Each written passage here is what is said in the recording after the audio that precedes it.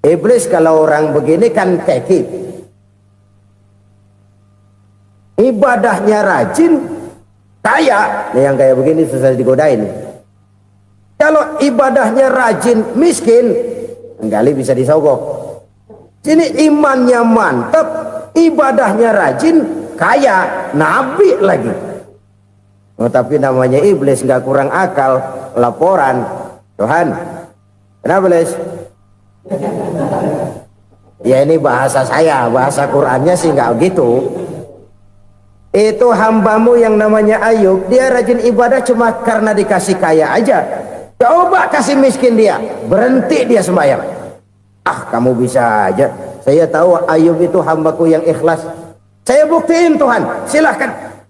Dibuktiin lah, iblis turun ke alam ini.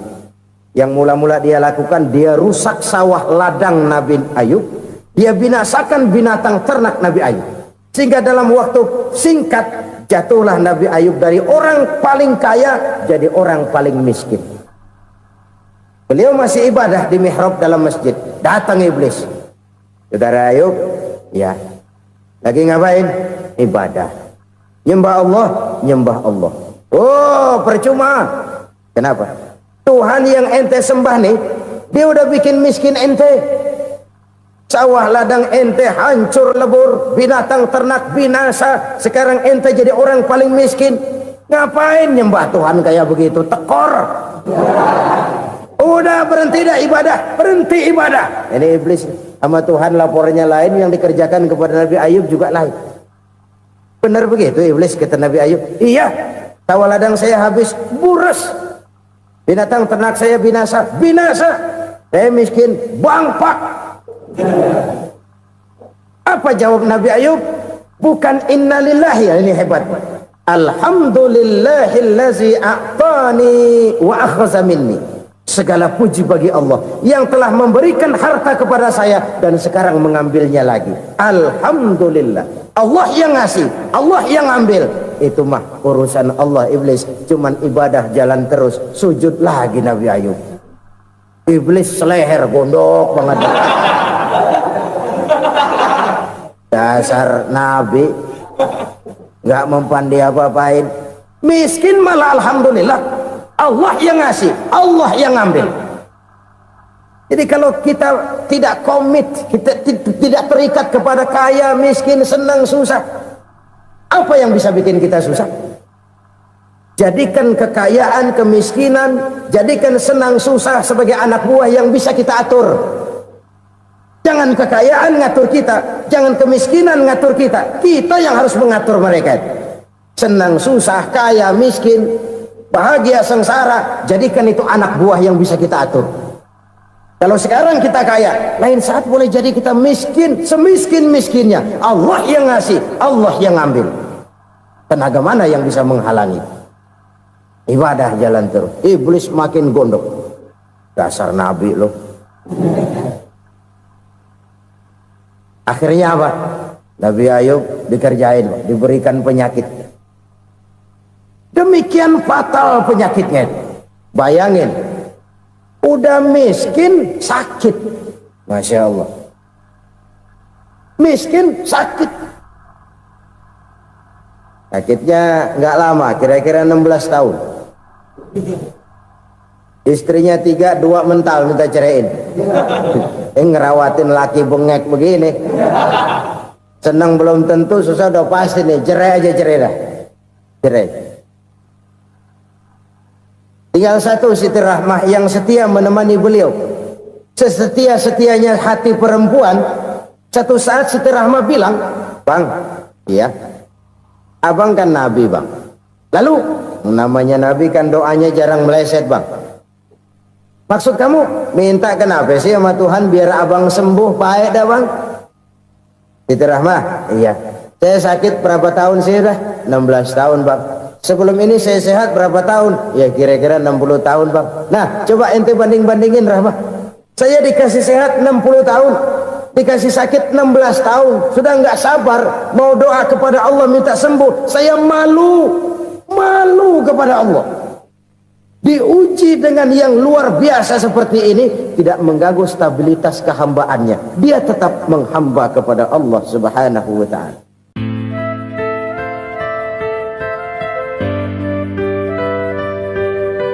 Selalu berusaha menyimpan sesuatu yang bisa membawa manfaat, baik untuk dirinya, untuk anak cucunya, maupun untuk keluarganya, untuk masa kini dan masa depannya. Kadang simpanan itu berbentuk uang, kadang berupa tanah, lain saat berbentuk pabrik, dan lain sebagainya. Sementara masa depan yang paling pasti adalah akhirat.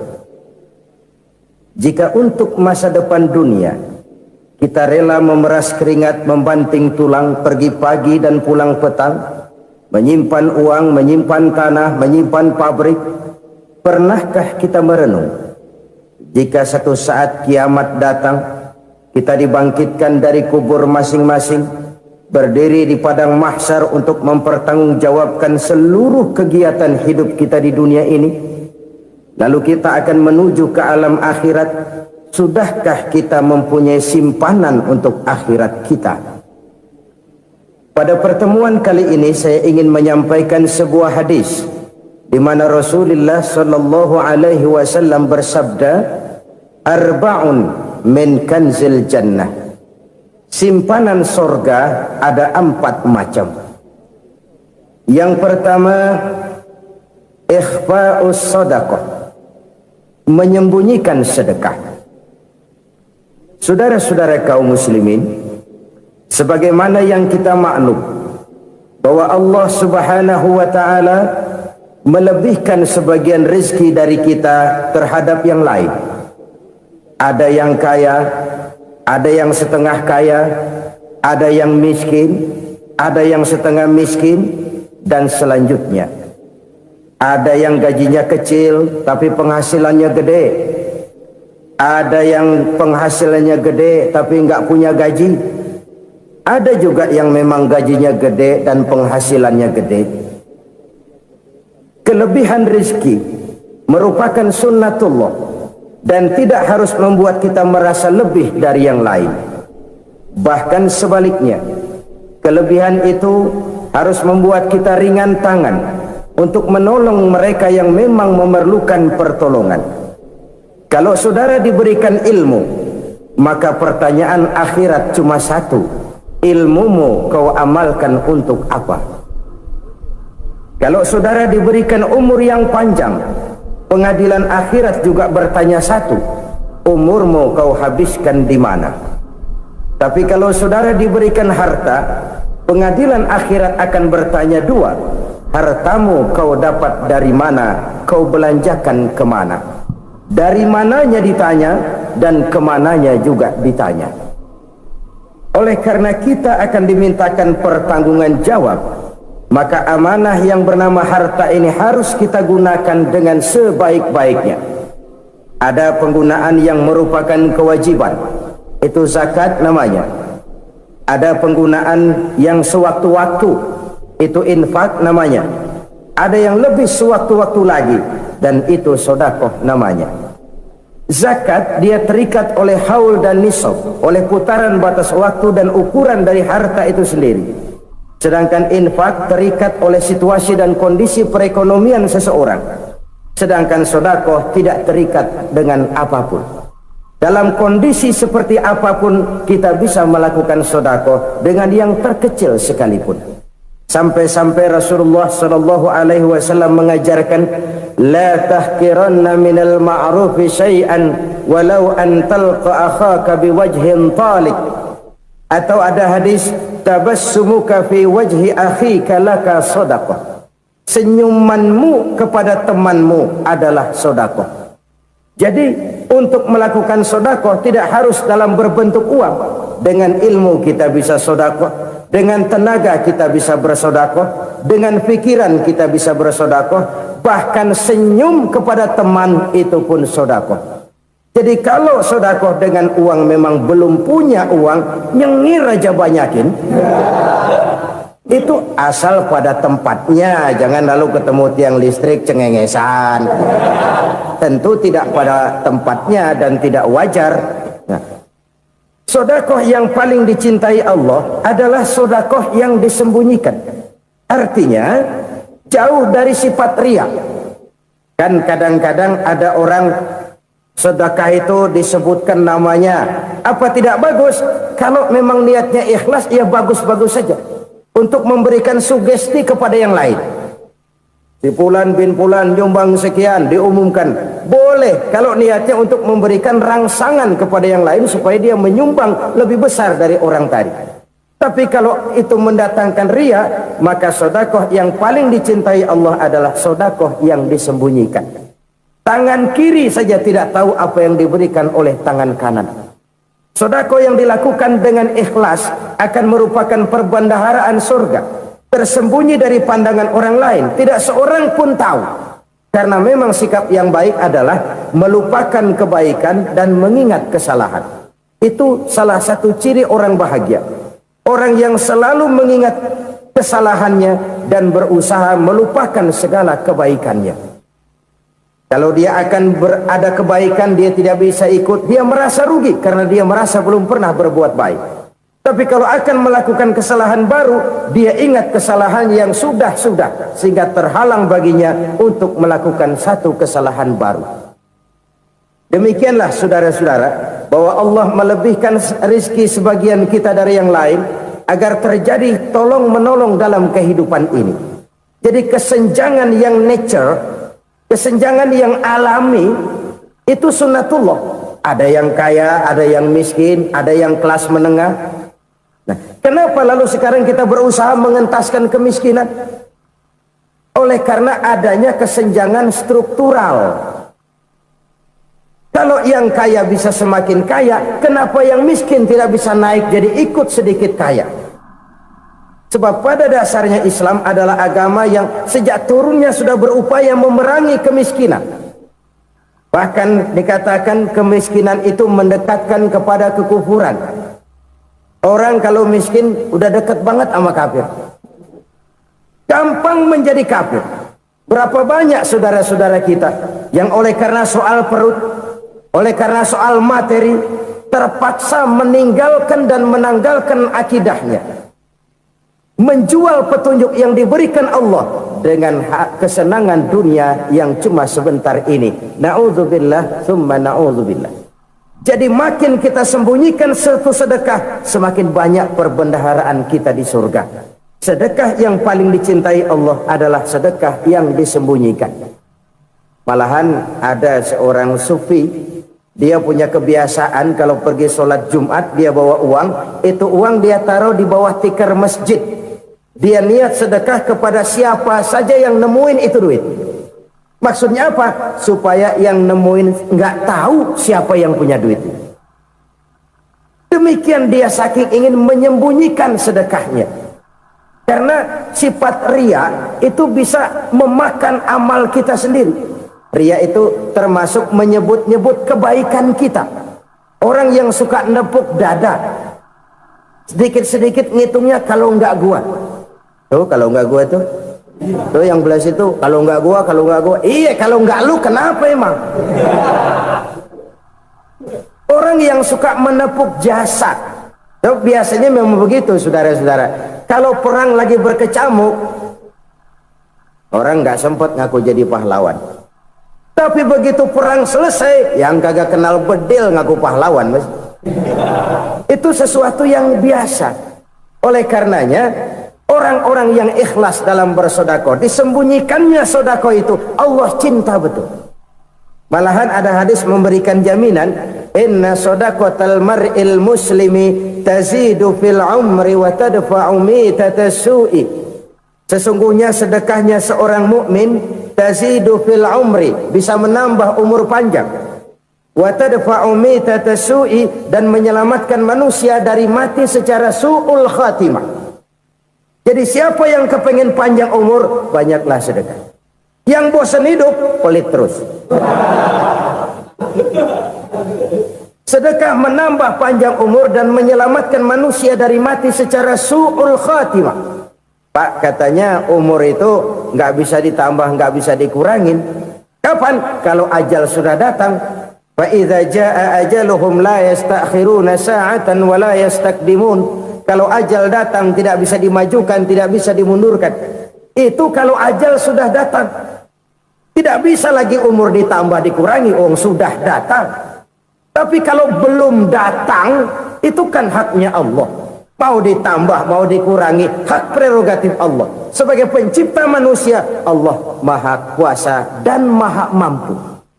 Sedekah ini menambah panjang umur dan menyelamatkan manusia dari mati secara su'ul khatimah. Itu orang mati kan sama ya, kondisinya mati, nggak nafas. Tapi hakikat mati kan lain-lain. Ada yang mati itu husnul khatimah, baik akhirnya. Misalnya lagi ngaji mati, lagi sholat mati, lagi sedekah mati. Ini yang dinamakan dengan husnul khatimah, baik di akhirnya. Sebaliknya ada yang su'ul khatimah, jelek di akhirnya. Ini yang jadi catatan akhir. Lagi nyekek botol, mampus. Lagi banting kartu, modar. Su'ul khatimah, jelek pada akhirnya. Sedekah menyelamatkan manusia dari mati secara su'ul khatimah. Dan kita semua kepengen mendapat husnul khatimah, jauh dari su'ul khatimah. Oleh sebab itu yang bisa menyelamatkan kita dari penyakit itu antara lain adalah sedekah yang disembunyikan, yang dikerjakan dengan ikhlas karena Allah. Tidak karena kepengen dipuji orang, tidak karena ingin dikatakan orang pemurah, sebab orang dermawan itu orang yang memberi tanpa harus diminta. Kalau masih harus diminta, ya belum dermawan namanya, masih harus diminta. Kalau nggak diminta ya tulus, lolos, polos. Saudara-saudara kaum muslimin rahimakumullah, harta adalah amanat dan akan kita pertanggungjawabkan. Allah melebihkan rizki sebagian kita dari yang lain agar kita saling tolong menolong, bantu membantu. Nabi janjikan siapa yang meringankan beban saudaranya muslim di dunia, Allah akan meringankan bebannya di akhirat nanti. Sebuah jaminan dari baginda Nabi. Si orang yang kita bantu barangkali tidak bisa membalas, Allah yang akan membalas lewat jalan lain yang tidak pernah kita sangka-sangka. Ada orang tanya, Pak, ini ada orang nyumbang masjid sambil marah-marah, bagaimana? Saya bilang sumbangannya aja ambil, marahnya jangan. Marahnya jangan diambil, itu urusan dia. Saudara-saudara kaum muslimin rahimakumullah, umat Islam ini kan umat yang punya potensi besar. Kadang kita merenung, kenapa kadang-kadang pembangunan masjid kok lambat sekali? Kalau hotel hari ini peletakan pertama, bulan depan peresmian. Supermarket hari ini peletakan batu pertama, minggu depan peresmian. Tapi kalau sudah yang namanya masjid, kadang-kadang peletakan batu pertama sekaligus jadi batu terakhir. 3 tahun, 4 tahun, campur nebar jalak di jalanan, duit dijaring kayak ikan sepat. Apa tidak ada orang Islam yang kaya? Banyak. Apa tidak ada pengusaha muslim yang jadi konglomerat? Ada. Lalu yang belum banyak itu yang komit terhadap nilai-nilai agamanya. Akhirnya kita jatuh jadi umat yang lemah. Belum ada pengusaha konglomerat muslim buka pabrik supermi cap bedug misalnya umpamanya atau pabrik kecap cap sorban supaya identitas keislamannya sedikit kelihatan. Kita jatuh jadi umat yang lemah karena potensi tidak terinventarisir dengan baik. Kita ini ibarat kompor yang cuma matengin nasi orang lain. Potensi kita dimanfaatkan oleh orang lain. Ukhuwah Islamiyah kita baru terbatas kepada silaturahmi. Ukhuwah di bidang ekonomi kita lemah, ukhuwah di bidang kebudayaan kita lemah, apalagi ukhuwah di bidang politik kita lebih rapuh lagi. Padahal ukhuwah itu adalah totalitas kehidupan manusia, menyangkut ipolek sosbud. memerlukan nilai-nilai ukhuwah. Jadi oleh karena itu mari kita menyadari di dalam harta kita, walaupun kita yang cari pergi pagi pulang sore peras keringat banting tulang, di sana ada harta anak yatim, di sana ada hak masjid, di sana ada hak pesantren, di sana ada hak jihad. Berbahagialah seseorang apabila dia oleh Allah dijadikan keran. Keran itu menyimpan air, tapi tidak untuk dirinya, tapi disalurkannya kepada mereka yang memang memerlukannya. Saudara-saudara kaum muslimin rahimakumullah, ini yang pertama. Jadi perbendaharaan surga adalah menyembunyikan sedekah. Orang lain nggak tahu, kita pun nggak pernah ngitung-ngitung. Kita anggap lewat begitu saja, padahal itu deposit akhirat. Satu. Yang kedua, perbendaharaan surga itu apa? Wa kitmanul musibah, menyembunyikan kesulitan. Kadang orang takut menghadapi kesulitan, tapi makin kita merenung, hidup ini kan sebenarnya urusan. Takut sama urusan, ya jangan hidup. Tandanya orang hidup itu kalau punya urusan. Urusan merupakan problem, problem sering menimbulkan kesulitan. Kesulitan bukan untuk ditakuti, tapi untuk diatasi dan dicarikan jalan keluarnya. Siapa sih orangnya yang nggak pernah sulit-sulit? Makin tinggi status sosialnya, makin gede urusannya. Makin tinggi kualitas imannya, makin berat tingkat kesulitannya. Cuma memang yang namanya enak itu seperti pelangi. Biang lala itu nggak pernah di atas kepala kita, di atas kepala orang melulu. Lu sih enak lu, kata kita. Dia juga bilang yang enak kan lu. Pelangi itu nggak pernah di atas kepala kita. Kata tukang beca, aduh enak ya naik Mercy. Kata tukang beca, apa yang di dalam mobil Mercy? Aduh enak bener tukang beca, di jok ngeringkuk ngorok pulas bener. Saya kamar pakai AC sejuk, tempat tidur sutra empuk, alga spring bed, kulak kulik nggak bisa pulas kalau belum minum Valium, belum tidur. Enak bener tukang beca, di jok ngorok nggak tahu wetan kulon. Si tukang beca bilang yang di Mercy enak, yang di Mercy bilang tukang beca enak. Inilah enak, nggak pernah di atas kepala kita, di atas kepala orang lain melulu enak itu. Nah saudara-saudara, yang merupakan perbendaharaan surga itu orang yang bisa menyembunyikan kesulitan, baik pribadi ataupun rumah tangga. Nih terutama rumah tangga yang jadi soalnya. Kadang-kadang kita ini kalau senang, sebaliknya kalau senang kita diam, kalem aja, cuek. Banyak banget duit kita bawaan, diam aja udah. Malah ketemu orang takut. Tapi begitu susah, sekampung tahu.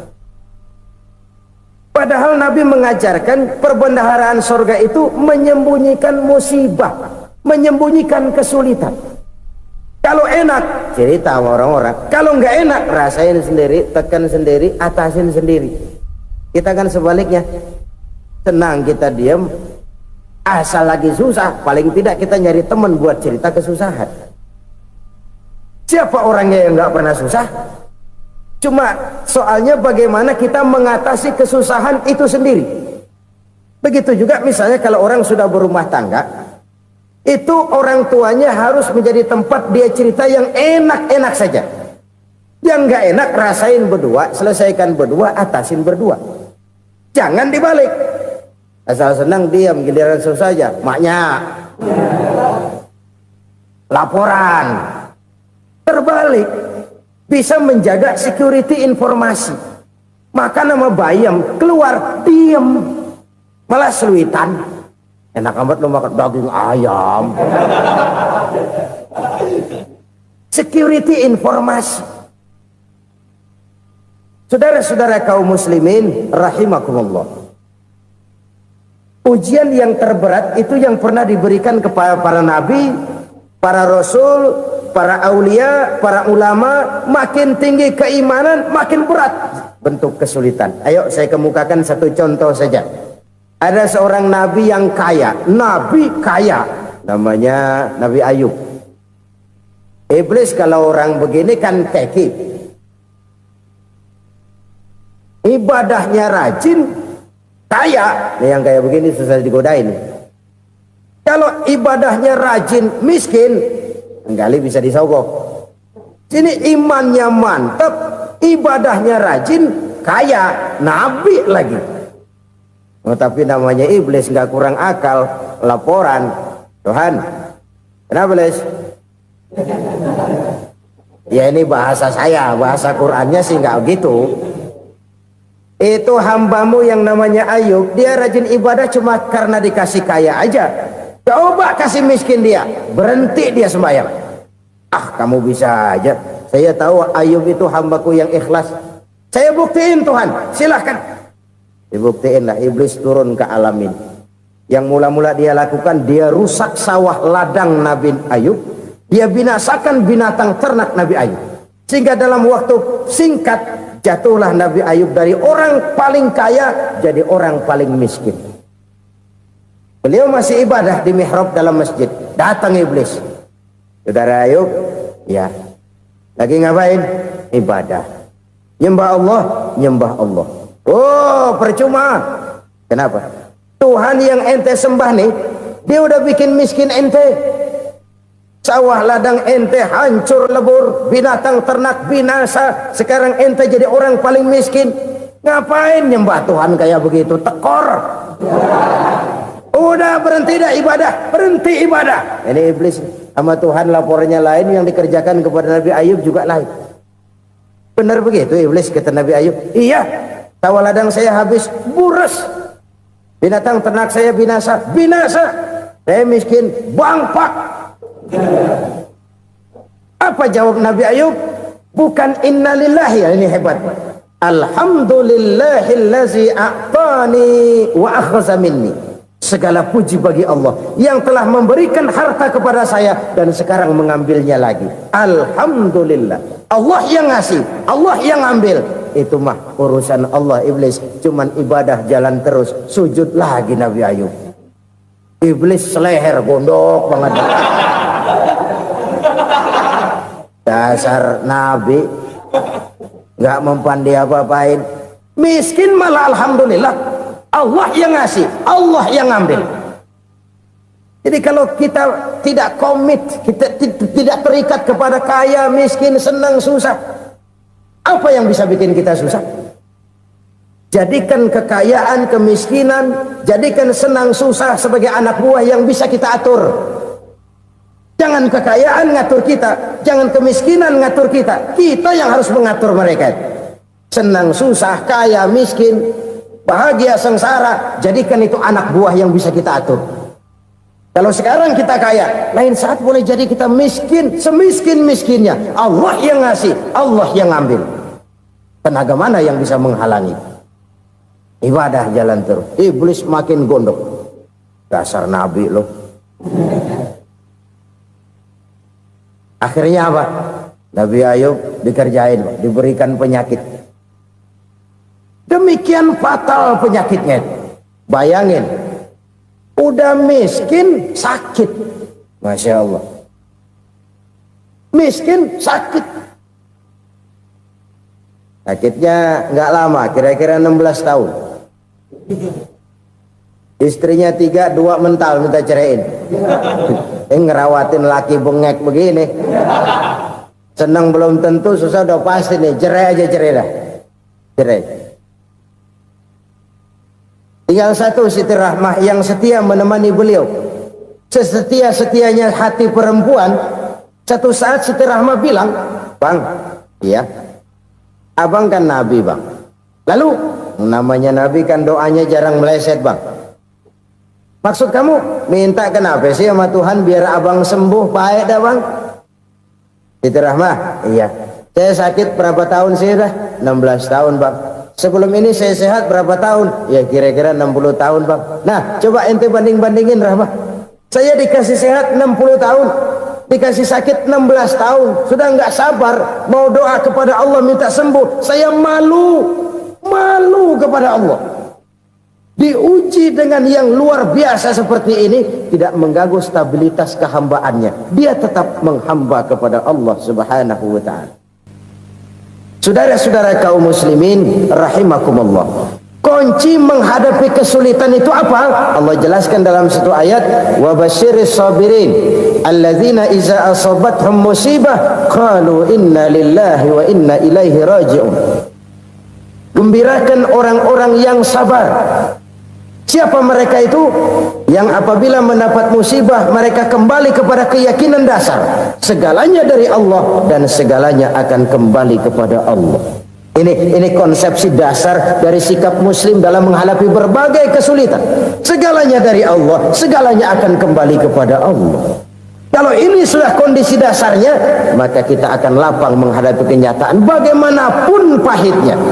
Apakah itu namanya miskin, apakah itu namanya sakit, bahkan maut sekalipun. Maut sekalipun.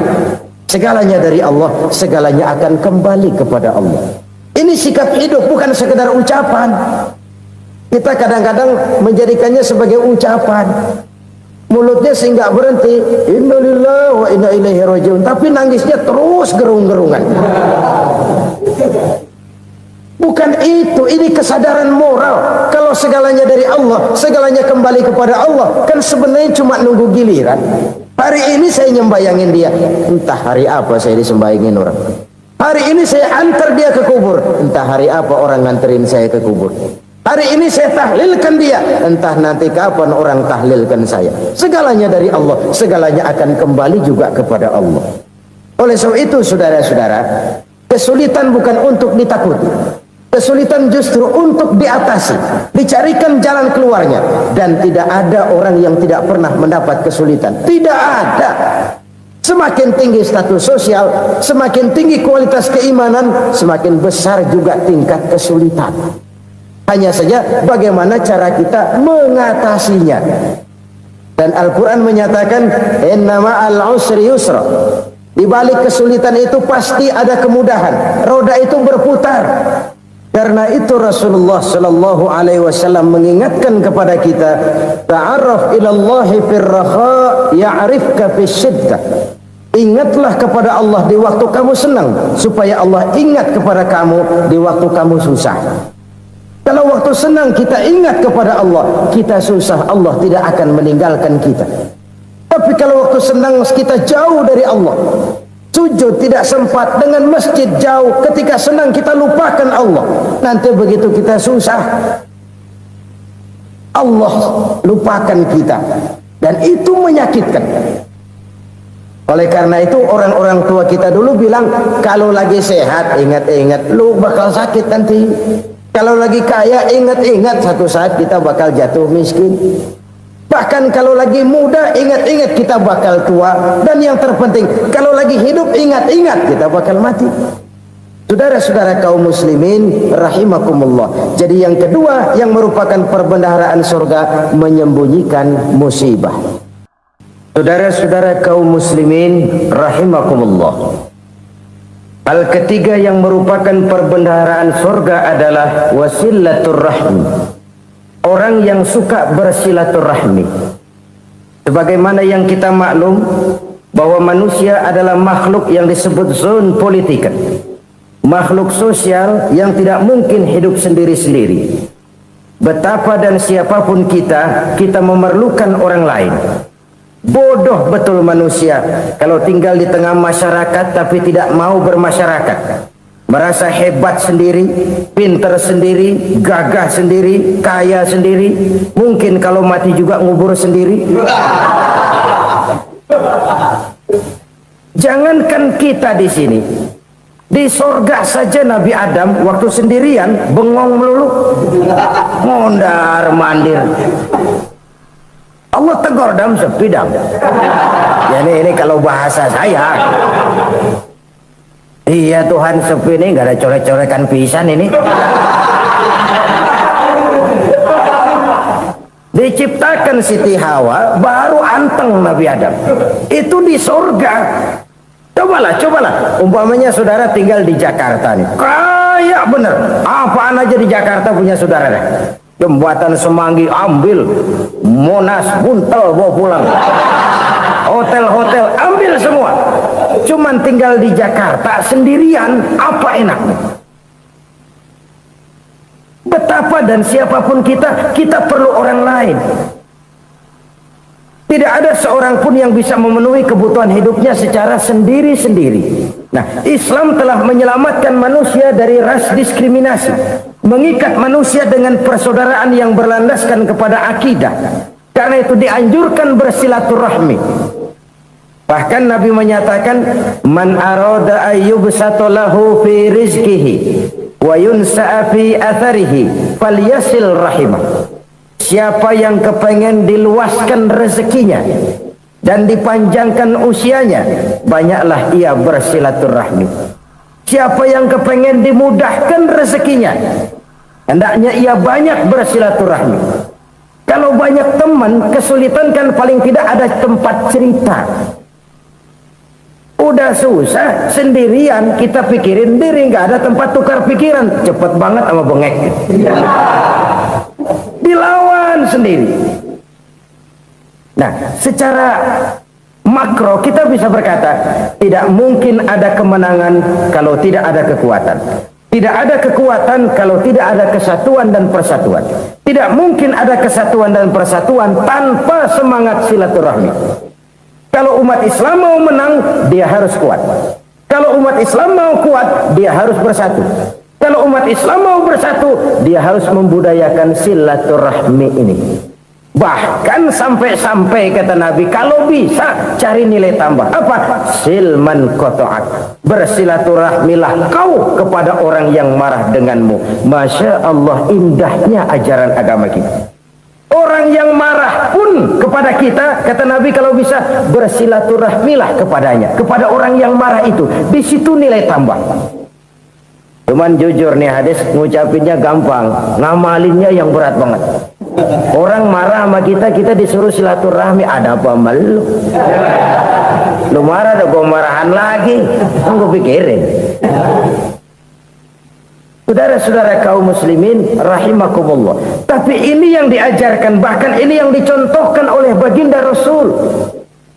Bagaimana begitu mudah, misalnya satu saat Abu Jahal ini ngatur strategi bagaimana bikin Muhammad celaka. Dia gali lubang di depan tempat tidurnya. Dia tutupin daun korma. Terus dia panggil seseorang, ke sini. Kasih tahu Muhammad, pamannya sakit keras, minta ditengokin. Berangkat orang ini ke sana. Muhammad, labbaik.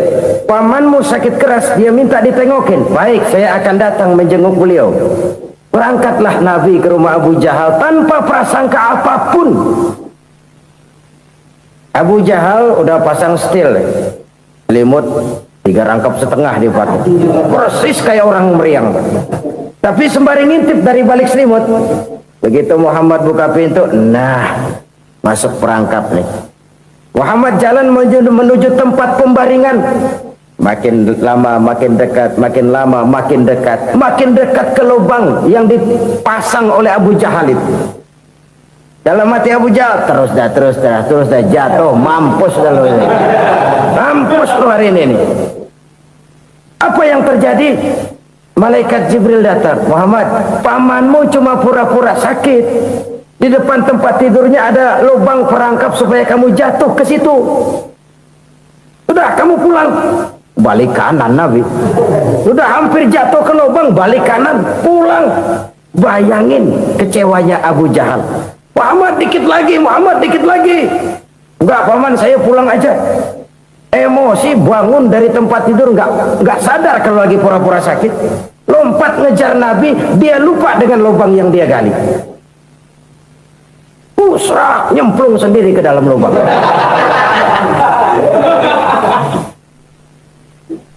Nabi terus berlalu.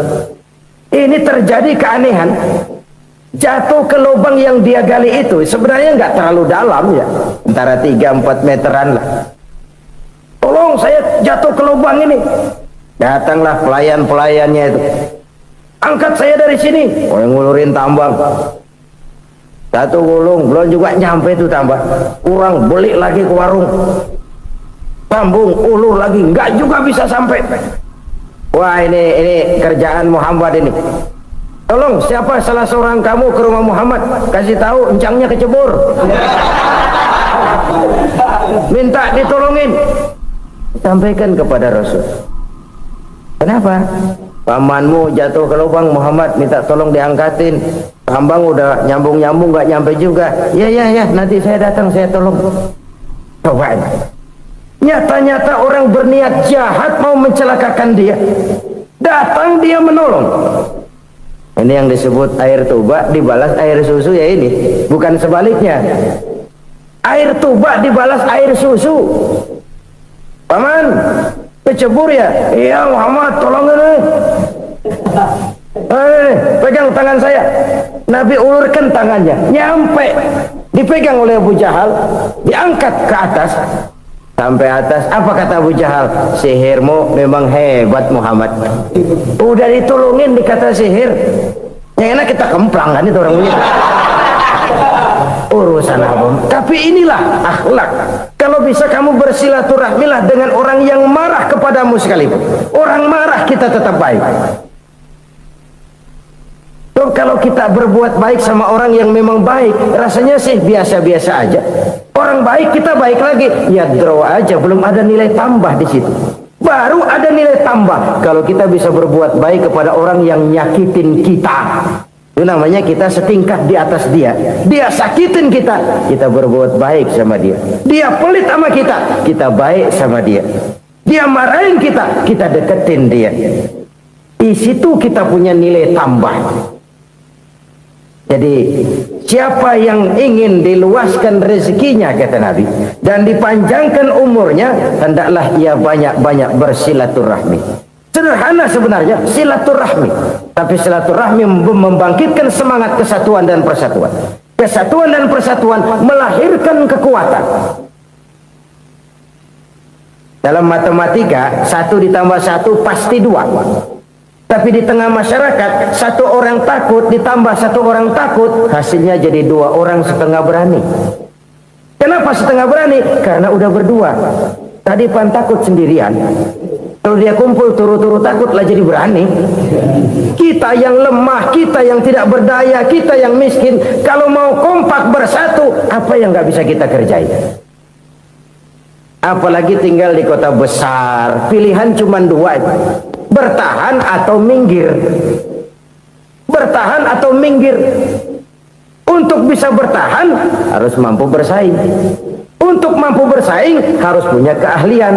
Keahlian harus ditunjang dengan pendidikan, ditambah oleh kekompakan sebagai umat. Udah miskin mencar mulu, orang injak gitu. Orang nggak pandang urusan apa yang malu. Oleh karena itu silaturahmi pada hakikatnya merupakan roh dari ukhuwah yang diajarkan oleh agama kita. Bagaimana Islam menyelamatkan masyarakat manusia dari ras diskriminasi, mengikat manusia, dan tidak ada persaudaraan yang lebih indah selain persaudaraan yang diikat dengan nilai-nilai akidah. Sepanjang orang di jalan Allah, itulah saudara kita. Keluar dia dari jalan Allah, selesailah persaudaraan sampai di situ. Karena itu, kalau ingin menyimpan sesuatu di surga, banyaklah bersilaturahmi. Datang ke rumah ini, datang ke rumah itu, dan lain sebagainya. Itu simpanan kita di akhirat nanti. Ini yang ketiga. Saudara-saudara, yang keempat, perbendaharaan surga itu apa? Wa qawlu la hawla wa la quwwata illa billah. Ucapan la hawla wa la quwwata illa billah. Ibadah kan ada yang berat, modalnya besar. Bangun masjid berat, modalnya besar. Bangun rumah sakit berat, modalnya besar. Ada ibadah yang berat, tapi modalnya ringan. Misalnya puasa. Puasa itu berat, mengendalikan nafsu. Kalau sekedar nggak makan, nggak minum sih enteng. Mengendalikan nafsu. Itu jihad terbesar, tapi kan modalnya ringan, cuma niat saja. Ini ibadah berat, modalnya ringan. Ada ibadah yang ringan, modalnya juga enteng. Seperti termasuk ucapan la haula wa la quwwata illa billah. Tanpa sadar, la haula wa la quwwata illa billah. Nyelengin tuh di surga. Nyelengin, kita nggak terasa. Nyelengin simpanan akhirat. La haula wa la quwwata illa billah. Nyimpan lagi. Kaget, la haula wala quwata illa billah, nyimpan lagi, banyak simpanan.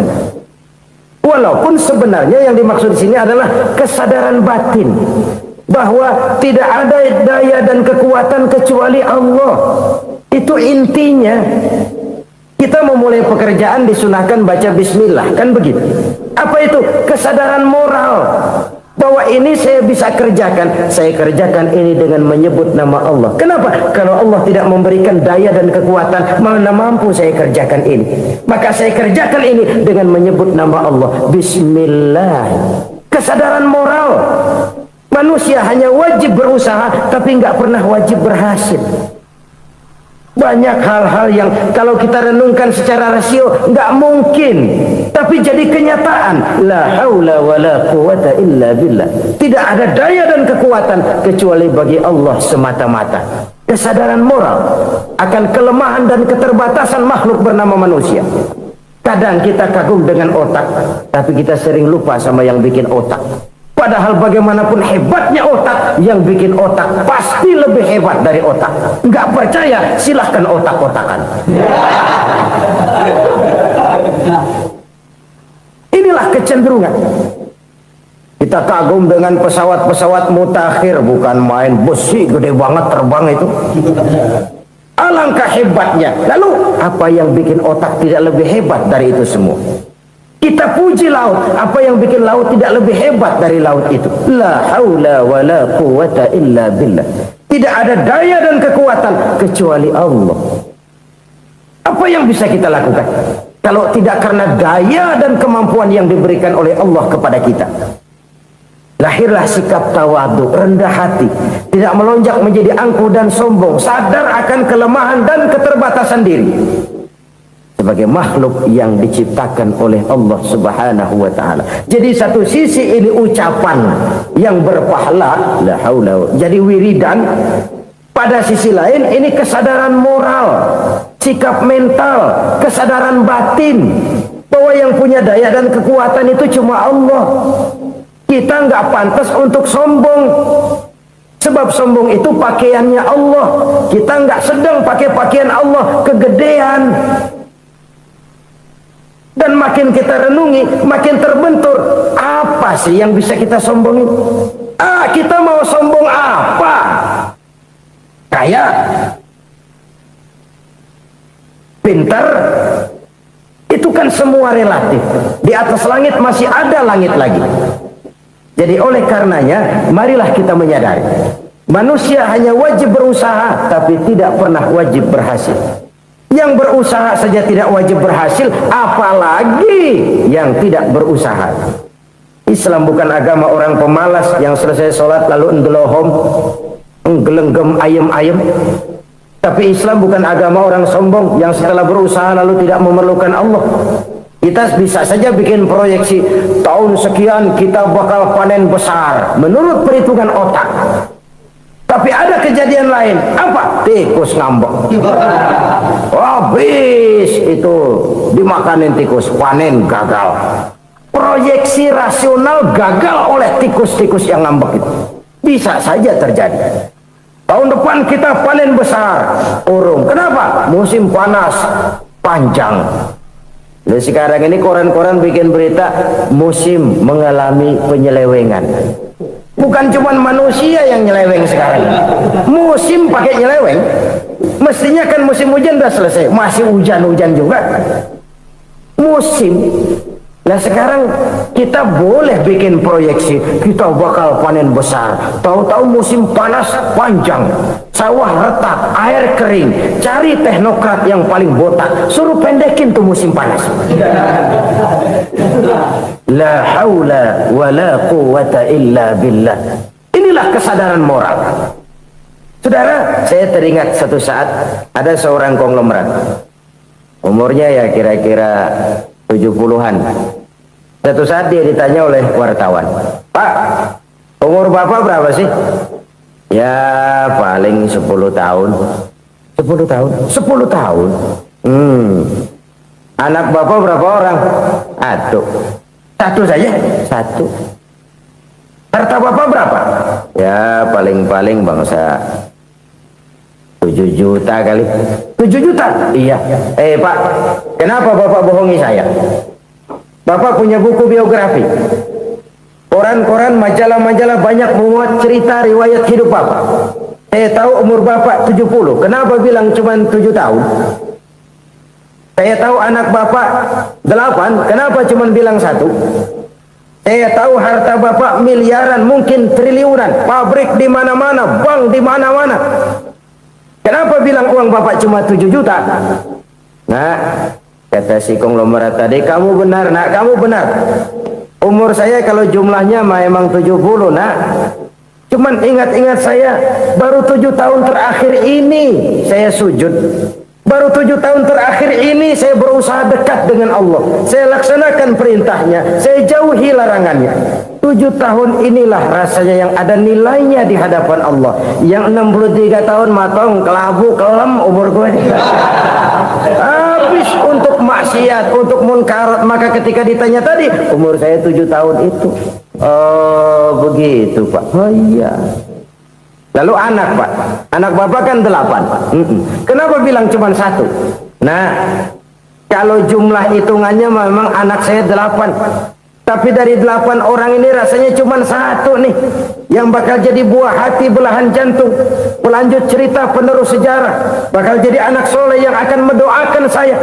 Cuman 1 rasanya anak saya ini yang bakal jadi buah hati saya, besar-besaran saya, yang akan mendoakan di kubur saya, yang akan mendoakan di akhirat saya.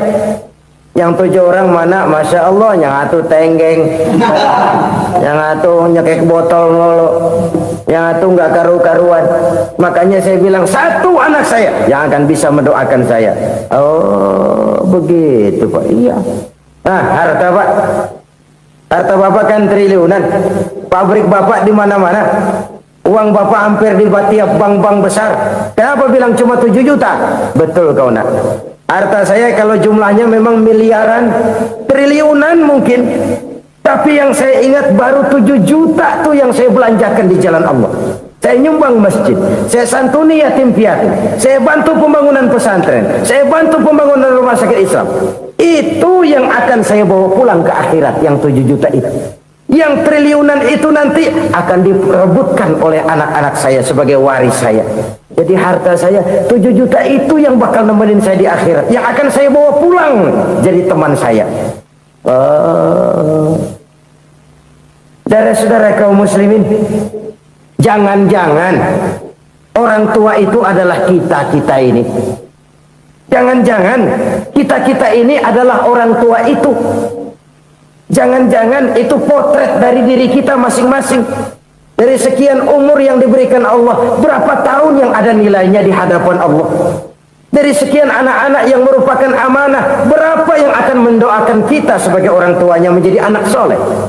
Dari sekian banyak harta yang diberikan Allah, berapa yang akan kita bawa pulang menghadapnya nanti, yang kita belanjakan di jalan Allah. Ini sebuah potret kehidupan. Karena itu kita kembali kepada la haula wa la quwwata illa billah. Kita wajib berusaha, kita wajib berikhtiar. Selebihnya segala daya dan kekuatan hanya milik Allah saja semata-mata. Satu kesadaran batin dari setiap pribadi muslim. Setelah ia berusaha dan berikhtiar, ia menyerahkannya kepada Allah Subhanahu wa ta'ala. Jadi satu sisi ini merupakan wiridan ucapan yang mengandung pahala, pada sisi lain ini merupakan sikap batin dari seorang muslim di dalam ia menghadapi realitas kehidupan ini. Saudara-saudara kaum muslimin rahimakumullah, kalau ini kita jadikan satu basis kehidupan, maka ini akan menyelamatkan manusia dari kemungkinan tergelincir menjadi orang yang lupa diri dan lupa darat. Sebab itu Imamul Ghazali berpesan, jadidis safinah fa innal bahra amiq wa khuziz zad fa inna safara ba'id wa khaffifil hamla fa innal hamla sadid. Perbarui selalu kapalmu karena lautan sangat dalam. Bawa bekal yang banyak karena perjalanan ini sangat jauh. Ringankan beban karena kebanyakan beban akan menyakitkan. Alangkah indah kalimat ini, alangkah dalam makna yang terkandung di sana. Perbarui selalu kapalmu karena lautan sangat dalam. Apa artinya ini? Jaga mentalmu baik-baik, pelihara imanmu baik-baik, karena hidup penuh cobaan seperti lautan. Kita kalau berlayar di lautan kan kadang-kadang tenang, angin bertiup sepoi-sepoi basah. Jika malam datang, bintang gemintang bertabur menghias cakrawala, rembulan memantulkan sinarnya dengan indah. Dalam keadaan begitu berlayar enak. Tapi lain saat ombak menggunung, halilintar menyambar, angin topan bertiup. Berapa banyak sudah saudara-saudara kita yang tenggelam di lautan dunia tanpa sadar bahwa dia belum sampai kepada pantai yang akan dituju. Berapa banyak sudah saudara-saudara kita yang tenggelam di lautan dunia ini tanpa sempat bangkit lagi. Dia menyangka sudah sampai kepada tujuannya. Hati-hati kapal jangan sampai bocor karena lautan sangat dalam. Iman ini jaga baik-baik karena hidup penuh dengan ujian. Wa khuzizat fa inna safara ba'id. Bawa bekal yang banyak karena perjalanan sangat jauh. Saudara mau ke Bandung, bawa duit. Saudara mau ke Surabaya, banyakkan lagi duitnya. Saudara mau ke Mekah, gepokan, iketan tuh duit nggak lembaran lagi. Makin jauh perjalanan, makin banyak bekal yang harus kita bawa. Kalau saudara dari Jakarta mau ke Surabaya, kagak bawa duit berangkat juga, itu sih bukan berani namanya, nekat. Sampai Surabaya belum tentu, sengsara di jalan udah pasti. Kenapa? Nggak bawa bekal berangkat. Sama juga kita nih, misalnya belum sempat sembahyang, mati. Waduh, berani banget orang. Belum punya bekal, mati. Sengsara di jalan. Atau bekal tidak cukup. Dari Jakarta saudara mau ke Surabaya, bawa duit 500 perak. Paling jauh Cikampek nyampenya itu. Paling jauh itu.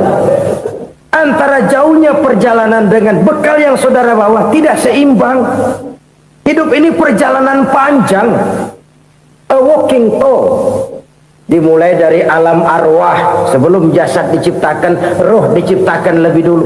Dari situ pindah ke alam rahim, dari alam rahim pindah ke alam dunia, dari alam dunia pindah ke alam barzah, baru menuju akhirat. Satu perjalanan panjang. Kalau bekal tidak bawa, sengsara di jalan. Bawa bekal yang banyak karena perjalanan ini sangat jauh. Wa khaffifil hamla, ringankan beban karena beban itu cuma akan menyulitkan. Kalau bekal itu sih keperluan, tapi beban nggak kita perluin, cuma ngeberat-beratin. Apa ini beban?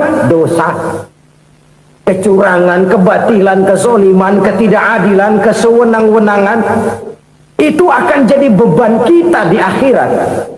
Alangkah celakanya, perjalanan panjang, bekal tidak bawa, beban kelewat banyak, alamat sengsara di jalan. Pahala tidak ada, dosa berlipat ganda. Na'udzubillah, summa na'udzubillah. Kalau kita rangkum nasihat Al-Ghazali dengan kisah si konglomerat tadi, kita akan mengambil kesimpulan. Pertama, bekal terbaik dalam menghadapi gejolak kehidupan ini tidak lain adalah iman. Yang kedua, pahala dan dosa. Dua hal kontroversial. Pahala adalah bekal, dosa adalah beban. Tapi kita sekarang kan tidak begitu terangsang kepada yang abstrak. Orang berlomba mencari yang konkret-konkret saja, yang real. Kalau memang dosa, benjol dong, kira-kira begitu. Kira-kira begitu. Persis orang Yahudi dulu. Orang Yahudi itu kan pernah minta kepada Nabi Musa, Ya Musa, lan nu'mina laka hatta narallaha jahrah. Musa, kami nggak bakal mau beriman kepada Allah kalau belum kami lihat Allah ada nongkrong di depan kami. Kalau memang Tuhan ada, taruh dong di depan kami. Mau yang konkret-konkret saja. Kalau memang dosa, benjol dong. Kalau memang pahala, berasa dong. Orang terangsang kepada yang real, yang konkret-konkret saja. Karena itu, untuk mengejar dosa, orang mau bayar. Tapi untuk mengejar pahala, walaupun tidak bayar, orang segan. Ini yang dikatakan oleh Nabi, kamu mengharapkan ke surga, tapi kamu berat melaksanakan sesuatu yang bisa membawa kamu ke surga. Kamu ingin jauh dari neraka, tapi tiap saat kamu lakukan perbuatan-perbuatan yang justru menjerumuskan kamu ke neraka. Idda'aitum an-najata minan nar wa ramaitum fiha anfusakum. Kamu ingin selamat dari neraka, tapi kamu lemparkan diri kamu ke neraka. Kamu ingin masuk surga, tapi berat sekali kamu melakukan perbuatan-perbuatan yang bisa menyampaikan kamu di surga. Saudara-saudara kaum muslimin rahimakumullah. Jadi hal keempat yang merupakan perbendaharaan surga adalah la haula wa la quwwata illa billah. Satu sisi ini merupakan ucapan yang memperberat timbangan akhirat. Pada sisi lain ini merupakan sikap hidup seorang muslim. Kesadaran batin yang sangat dalam bahwa tidak ada daya dan kekuatan kecuali Allah. Dan itu kita simbolkan pada saat memulai pekerjaan dengan Bismillah, dengan menyebut nama Allah. Satu kesadaran moral, saya hanya bisa melakukan ini karena diberikan daya dan kekuatan oleh Allah. Lahirlah sikap tawadu, rendah hati, tidak melonjak menjadi angkuh dan sombong. Selalu berusaha menyimpan sesuatu yang bisa membawa manfaat, baik untuk dirinya, untuk anak cucunya, maupun untuk keluarganya, untuk masa kini dan masa depannya. Kadang simpanan itu berbentuk uang, kadang berupa tanah, lain saat berbentuk pabrik, dan lain sebagainya. Sementara masa depan yang paling pasti adalah akhirat. Jika untuk masa depan dunia kita rela memeras keringat, membanting tulang, pergi pagi dan pulang petang, menyimpan uang, menyimpan tanah, menyimpan pabrik. Pernahkah kita merenung, jika satu saat kiamat datang, kita dibangkitkan dari kubur masing-masing, berdiri di padang mahsyar untuk mempertanggungjawabkan seluruh kegiatan hidup kita di dunia ini, lalu kita akan menuju ke alam akhirat. Sudahkah kita mempunyai simpanan untuk akhirat kita? Pada pertemuan kali ini saya ingin menyampaikan sebuah hadis di mana Rasulullah sallallahu alaihi wasallam bersabda, arba'un min kanzil jannah. Simpanan sorga ada 4 macam. Yang pertama, ikhfa'us sadaqah, menyembunyikan sedekah. Saudara-saudara kaum muslimin, sebagaimana yang kita maklum bahwa Allah Subhanahu wa taala melebihkan sebagian rezeki dari kita terhadap yang lain. Ada yang kaya, ada yang setengah kaya, ada yang miskin, ada yang setengah miskin, dan selanjutnya. Ada yang gajinya kecil tapi penghasilannya gede. Ada yang penghasilannya gede tapi enggak punya gaji. Ada juga yang memang gajinya gede dan penghasilannya gede. Kelebihan rezeki merupakan sunnatullah dan tidak harus membuat kita merasa lebih dari yang lain. Bahkan sebaliknya, kelebihan itu harus membuat kita ringan tangan untuk menolong mereka yang memang memerlukan pertolongan. Kalau saudara diberikan ilmu, maka pertanyaan akhirat cuma satu, ilmumu kau amalkan untuk apa? Kalau saudara diberikan umur yang panjang, pengadilan akhirat juga bertanya satu, umurmu kau habiskan di mana? Tapi kalau saudara diberikan harta, pengadilan akhirat akan bertanya 2, hartamu kau dapat dari mana, kau belanjakan kemana? Dari mananya ditanya dan kemananya juga ditanya. Oleh karena kita akan dimintakan pertanggungan jawab, maka amanah yang bernama harta ini harus kita gunakan dengan sebaik-baiknya. Ada penggunaan yang merupakan kewajiban, itu zakat namanya. Ada penggunaan yang sewaktu-waktu, itu infak namanya. Ada yang lebih sewaktu-waktu lagi, dan itu sedekah namanya. Zakat dia terikat oleh haul dan nisab, oleh putaran batas waktu dan ukuran dari harta itu sendiri. Sedangkan infak terikat oleh situasi dan kondisi perekonomian seseorang. Sedangkan sedekah tidak terikat dengan apapun. Dalam kondisi seperti apapun kita bisa melakukan sedekah dengan yang terkecil sekalipun. Sampai-sampai Rasulullah sallallahu alaihi wasallam mengajarkan, la tahqiranna minal ma'rufi syai'an walau an talqa akhaka biwajhin talik. Atau ada hadis, tabassumuka fi wajhi akhika laka sedekah. Senyumanmu kepada temanmu adalah sedekah. Jadi untuk melakukan sedekah tidak harus dalam berbentuk uang.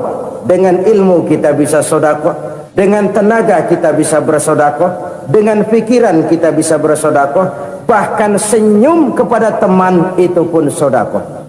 Jadi kalau sedekah dengan uang memang belum punya uang, nyengir aja banyakin. Itu asal pada tempatnya, jangan lalu ketemu tiang listrik cengengesan. Tentu tidak pada tempatnya dan tidak wajar. Nah, sedekah yang paling dicintai Allah adalah sedekah yang disembunyikan. Artinya jauh dari sifat riya. Kan kadang-kadang ada orang sedekah itu disebutkan namanya. Apa tidak bagus? Kalau memang niatnya ikhlas, ya bagus-bagus saja. Untuk memberikan sugesti kepada yang lain.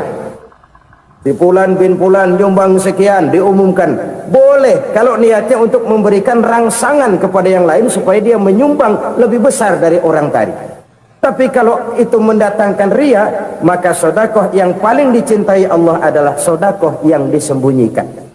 Tangan kiri saja tidak tahu apa yang diberikan oleh tangan kanan. Sedekah yang dilakukan dengan ikhlas akan merupakan perbendaharaan surga, tersembunyi dari pandangan orang lain, tidak seorang pun tahu. Karena memang sikap yang baik adalah melupakan kebaikan dan mengingat kesalahan. Itu salah satu ciri orang bahagia. Orang yang selalu mengingat kesalahannya dan berusaha melupakan segala kebaikannya. Kalau dia akan ada kebaikan, dia tidak bisa ikut, dia merasa rugi karena dia merasa belum pernah berbuat baik. Tapi kalau akan melakukan kesalahan baru, dia ingat kesalahan yang sudah-sudah, sehingga terhalang baginya untuk melakukan satu kesalahan baru. Demikianlah saudara-saudara, bahwa Allah melebihkan rizki sebagian kita dari yang lain, agar terjadi tolong-menolong dalam kehidupan ini. Jadi kesenjangan yang nature, kesenjangan yang alami itu sunnatullah. Ada yang kaya, ada yang miskin, ada yang kelas menengah.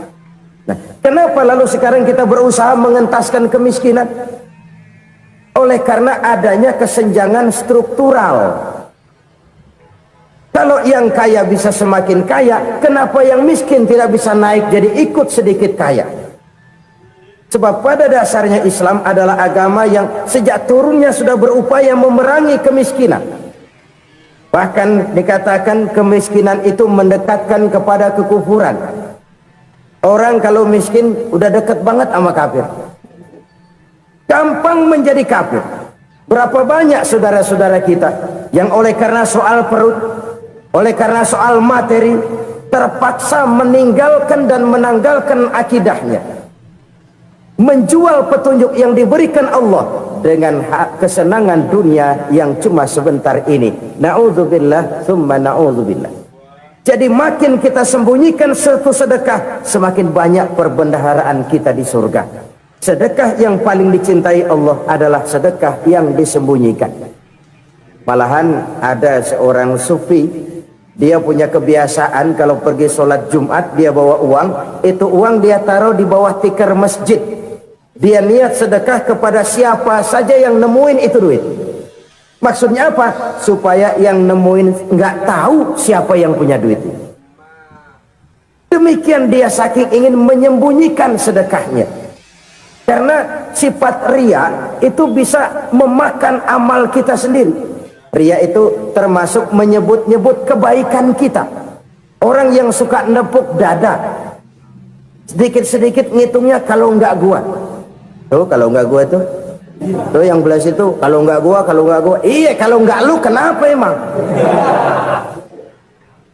Orang yang suka menepuk jasa, tuh biasanya memang begitu, saudara-saudara. Kalau perang lagi berkecamuk, orang nggak sempat ngaku jadi pahlawan. Tapi begitu perang selesai, yang kagak kenal bedil ngaku pahlawan, Mas. Itu sesuatu yang biasa. Oleh karenanya, orang-orang yang ikhlas dalam bersedekah, disembunyikannya sedekah itu Allah cinta betul. Malahan ada hadis memberikan jaminan, inna sedaqatal mar'il muslimi tazidu fil umri wa tadfa'u mitatas su'i. Sesungguhnya sedekahnya seorang mukmin tazidu fil umri, bisa menambah umur panjang, wa tadfa'u mitatas su'i, dan menyelamatkan manusia dari mati secara su'ul khatimah. Jadi siapa yang kepengen panjang umur, banyaklah sedekah. Yang bosan hidup, pelit terus. Sedekah menambah panjang umur dan menyelamatkan manusia dari mati secara su'ul khatimah. Pak, katanya umur itu nggak bisa ditambah, nggak bisa dikurangin. Kapan? Kalau ajal sudah datang. Fa idza jaa ajaluhum la yastakhiruna sa'atan wa la yastakdimun. Kalau ajal datang tidak bisa dimajukan, tidak bisa dimundurkan. Itu kalau ajal sudah datang. Tidak bisa lagi umur ditambah dikurangi, sudah datang. Tapi kalau belum datang, itu kan haknya Allah. Mau ditambah, mau dikurangi, hak prerogatif Allah. Sebagai pencipta manusia, Allah Maha Kuasa dan Maha Mampu. Sedekah ini menambah panjang umur dan menyelamatkan manusia dari mati secara su'ul khatimah. Itu orang mati kan sama ya, kondisinya mati, nggak nafas. Tapi hakikat mati kan lain-lain. Ada yang mati itu husnul khatimah, baik akhirnya. Misalnya lagi ngaji mati, lagi sholat mati, lagi sedekah mati. Ini yang dinamakan dengan husnul khatimah, baik di akhirnya. Sebaliknya ada yang su'ul khatimah, jelek di akhirnya. Ini yang jadi catatan akhir. Lagi nyekek botol, mampus. Lagi banting kartu, modar. Su'ul khatimah, jelek pada akhirnya. Sedekah menyelamatkan manusia dari mati secara su'ul khatimah. Dan kita semua kepengen mendapat husnul khatimah, jauh dari su'ul khatimah. Oleh sebab itu yang bisa menyelamatkan kita dari penyakit itu antara lain adalah sedekah yang disembunyikan, yang dikerjakan dengan ikhlas karena Allah, tidak karena kepengen dipuji orang, tidak karena ingin dikatakan orang pemurah. Sebab orang dermawan itu orang yang memberi tanpa harus diminta. Kalau masih harus diminta, ya belum dermawan namanya, masih harus diminta. Kalau nggak diminta ya tulus, lolos, polos. Saudara-saudara kaum muslimin rahimakumullah, harta adalah amanat dan akan kita pertanggungjawabkan.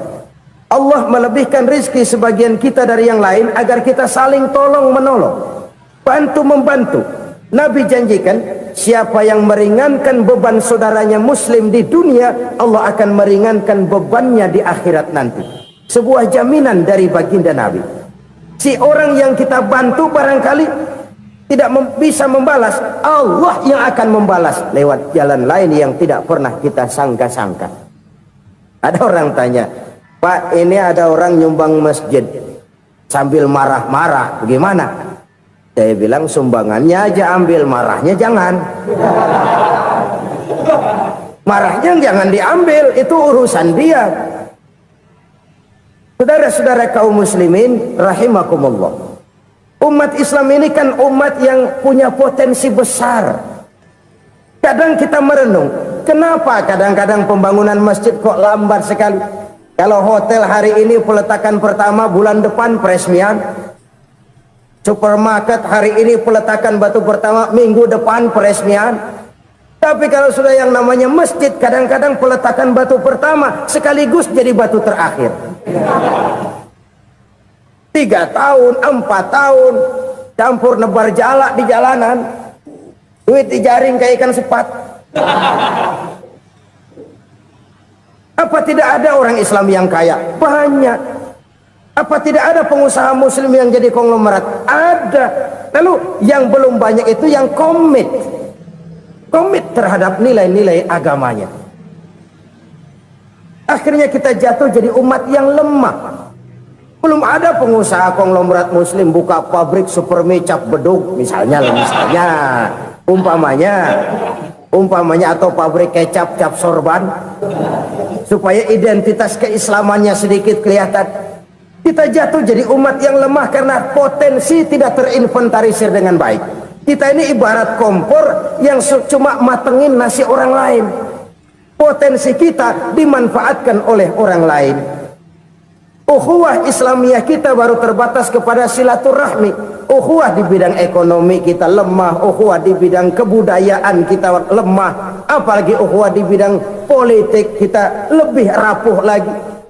Padahal ukhuwah itu adalah totalitas kehidupan manusia, menyangkut ipolek sosbud, memerlukan nilai-nilai ukhuwah. Jadi oleh karena itu mari kita menyadari di dalam harta kita, walaupun kita yang cari, pergi pagi, pulang sore, peras keringat, banting tulang, di sana ada harta anak yatim. Di sana ada hak masjid. Di sana ada hak pesantren. Di sana ada hak jihad. Berbahagialah seseorang apabila dia oleh Allah dijadikan keran. Keran itu menyimpan air, tapi tidak untuk dirinya, tapi disalurkannya kepada mereka yang memang memerlukannya. Saudara-saudara kaum muslimin rahimakumullah, ini yang pertama. Jadi perbendaharaan surga adalah menyembunyikan sedekah. Orang lain nggak tahu, kita pun nggak pernah ngitung-ngitung. Kita anggap lewat begitu saja, padahal itu deposit akhirat. Satu. Yang kedua, perbendaharaan surga itu apa? Wa kitmanul musibah, menyembunyikan kesulitan. Kadang orang takut menghadapi kesulitan, tapi makin kita merenung, hidup ini kan sebenarnya urusan. Takut sama urusan ya jangan hidup. Tandanya orang hidup itu kalau punya urusan. Urusan melupakan problem, problem sering menimbulkan kesulitan. Kesulitan bukan untuk ditakuti, tapi untuk diatasi dan dicarikan jalan keluarnya. Siapa sih orangnya yang nggak pernah sulit-sulit? Makin tinggi status sosialnya, makin gede urusannya. Makin tinggi kualitas imannya, makin berat tingkat kesulitannya. Cuma memang yang namanya enak itu seperti pelangi. Biang lala itu nggak pernah di atas kepala kita, di atas kepala orang melulu. Lo sih enak lo, kata kita. Dia juga bilang yang enak kan lo. Pelangi itu nggak pernah di atas kepala kita. Kata tukang beca, aduh enak ya naik Mercy. Kata tukang beca, apa yang di dalam mobil Mercy? Aduh enak bener tukang beca, di jok leringkuk ngorok pulas bener. Saya kamar pakai AC sejuk, tempat tidur sutra empuk, alga spring bed, kulak kulik nggak bisa pulas kalau belum minum Valium, belum tidur. Enak bener tukang beca, di jok ngorok nggak tahu wetan kulon. Si tukang beca bilang yang di Mercy enak, yang di Mercy bilang tukang beca enak. Inilah enak, nggak pernah di atas kepala kita, di atas kepala orang lain melulu enak itu. Nah saudara-saudara, yang merupakan perbendaharaan surga itu orang yang bisa menyembunyikan kesulitan, baik pribadi ataupun rumah tangga. Nih terutama rumah tangga yang jadi soalnya. Kadang-kadang kita ini kalau senang, sebaliknya kalau senang kita diam, kalem aja, cuek. Banyak banget duit kita bawaan, diam aja udah. Malah ketemu orang takut. Tapi begitu susah, sekampung tahu. Padahal Nabi mengajarkan perbendaharaan surga itu menyembunyikan musibah, menyembunyikan kesulitan. Kalau enak, cerita sama orang-orang. Kalau nggak enak, rasain sendiri, tekan sendiri, atasin sendiri. Kita kan sebaliknya, tenang kita diam, asal lagi susah, paling tidak kita nyari teman buat cerita kesusahan. Siapa orangnya yang nggak pernah susah? Cuma soalnya bagaimana kita mengatasi kesusahan itu sendiri. Begitu juga misalnya kalau orang sudah berumah tangga, itu orang tuanya harus menjadi tempat dia cerita yang enak-enak saja. Yang nggak enak rasain berdua, selesaikan berdua, atasin berdua. Jangan dibalik. Asal senang diam, giliran susah saja. Maknya laporan. Terbalik, bisa menjaga security informasi. Maka nama bayam keluar diem, malah seluitan. Enak amat lo makan daging ayam. Security informasi. Saudara-saudara kaum muslimin rahimakumullah, ujian yang terberat itu yang pernah diberikan kepada para nabi, para rasul, para aulia, para ulama. Makin tinggi keimanan, makin berat bentuk kesulitan. Ayo saya kemukakan satu contoh saja. Ada seorang nabi yang kaya, nabi kaya, namanya Nabi Ayub. Iblis kalau orang begini kan keki, ibadahnya rajin, kaya. Nih yang kayak begini susah digodain.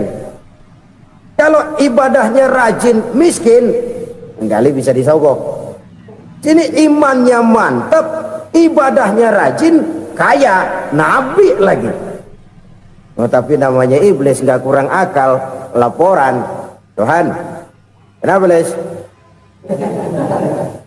Ya ini bahasa saya, bahasa Qurannya sih nggak gitu.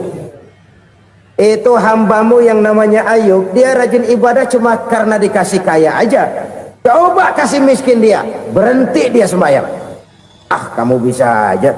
Saya tahu Ayub itu hambaku yang ikhlas. Saya buktiin Tuhan, silahkan. Dibuktiin lah, iblis turun ke alamin. Yang mula-mula dia lakukan, dia rusak sawah ladang Nabi Ayub. Dia binasakan binatang ternak Nabi Ayub. Sehingga dalam waktu singkat, jatuhlah Nabi Ayub dari orang paling kaya jadi orang paling miskin.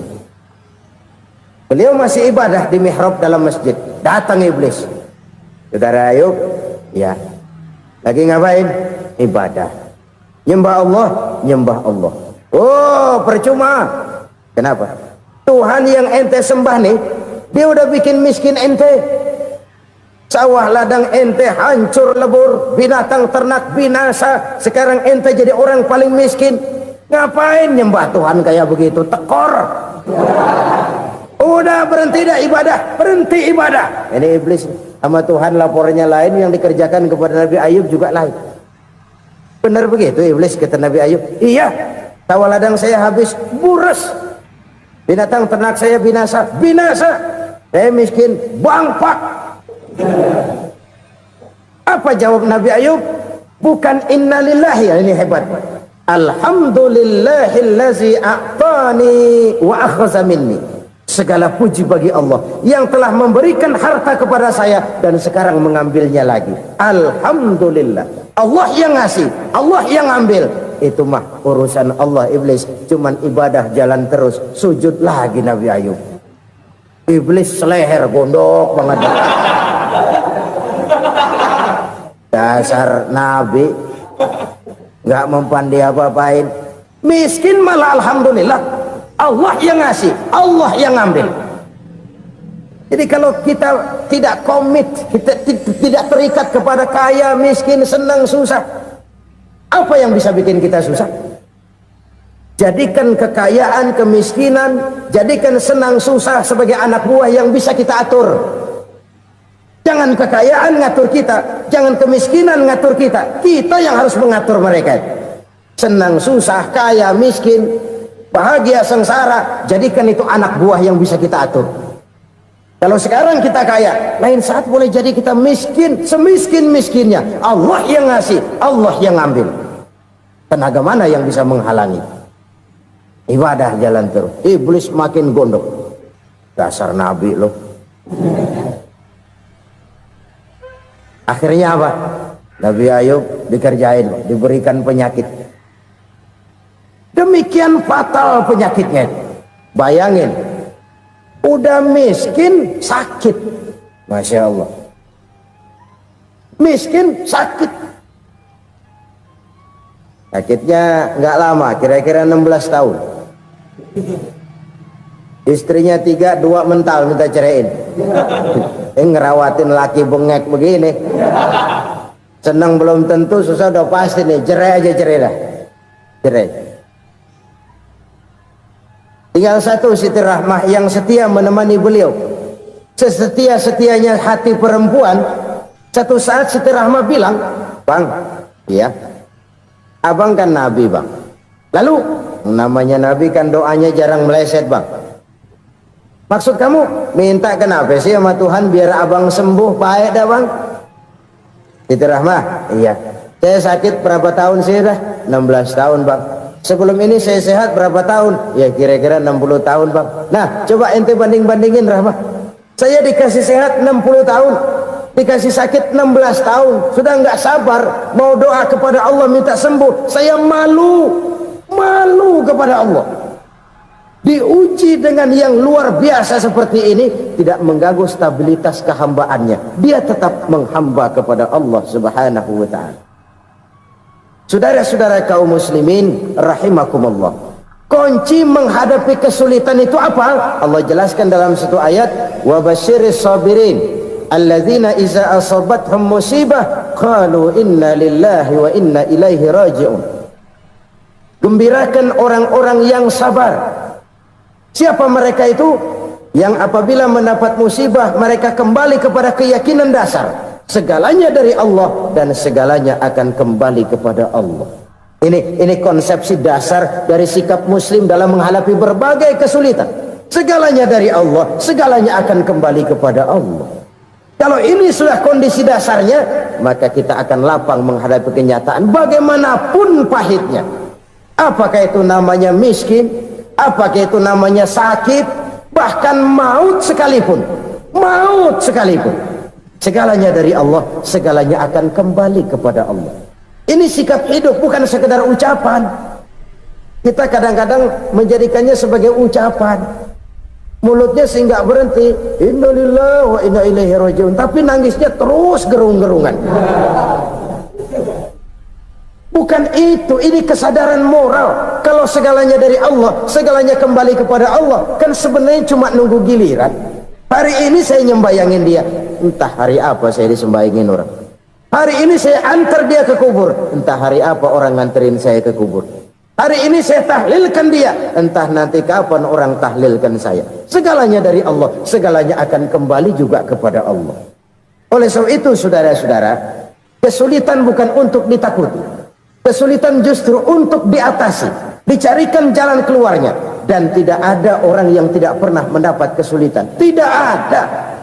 Semakin tinggi status sosial, semakin tinggi kualitas keimanan, semakin besar juga tingkat kesulitan. Hanya saja bagaimana cara kita mengatasinya.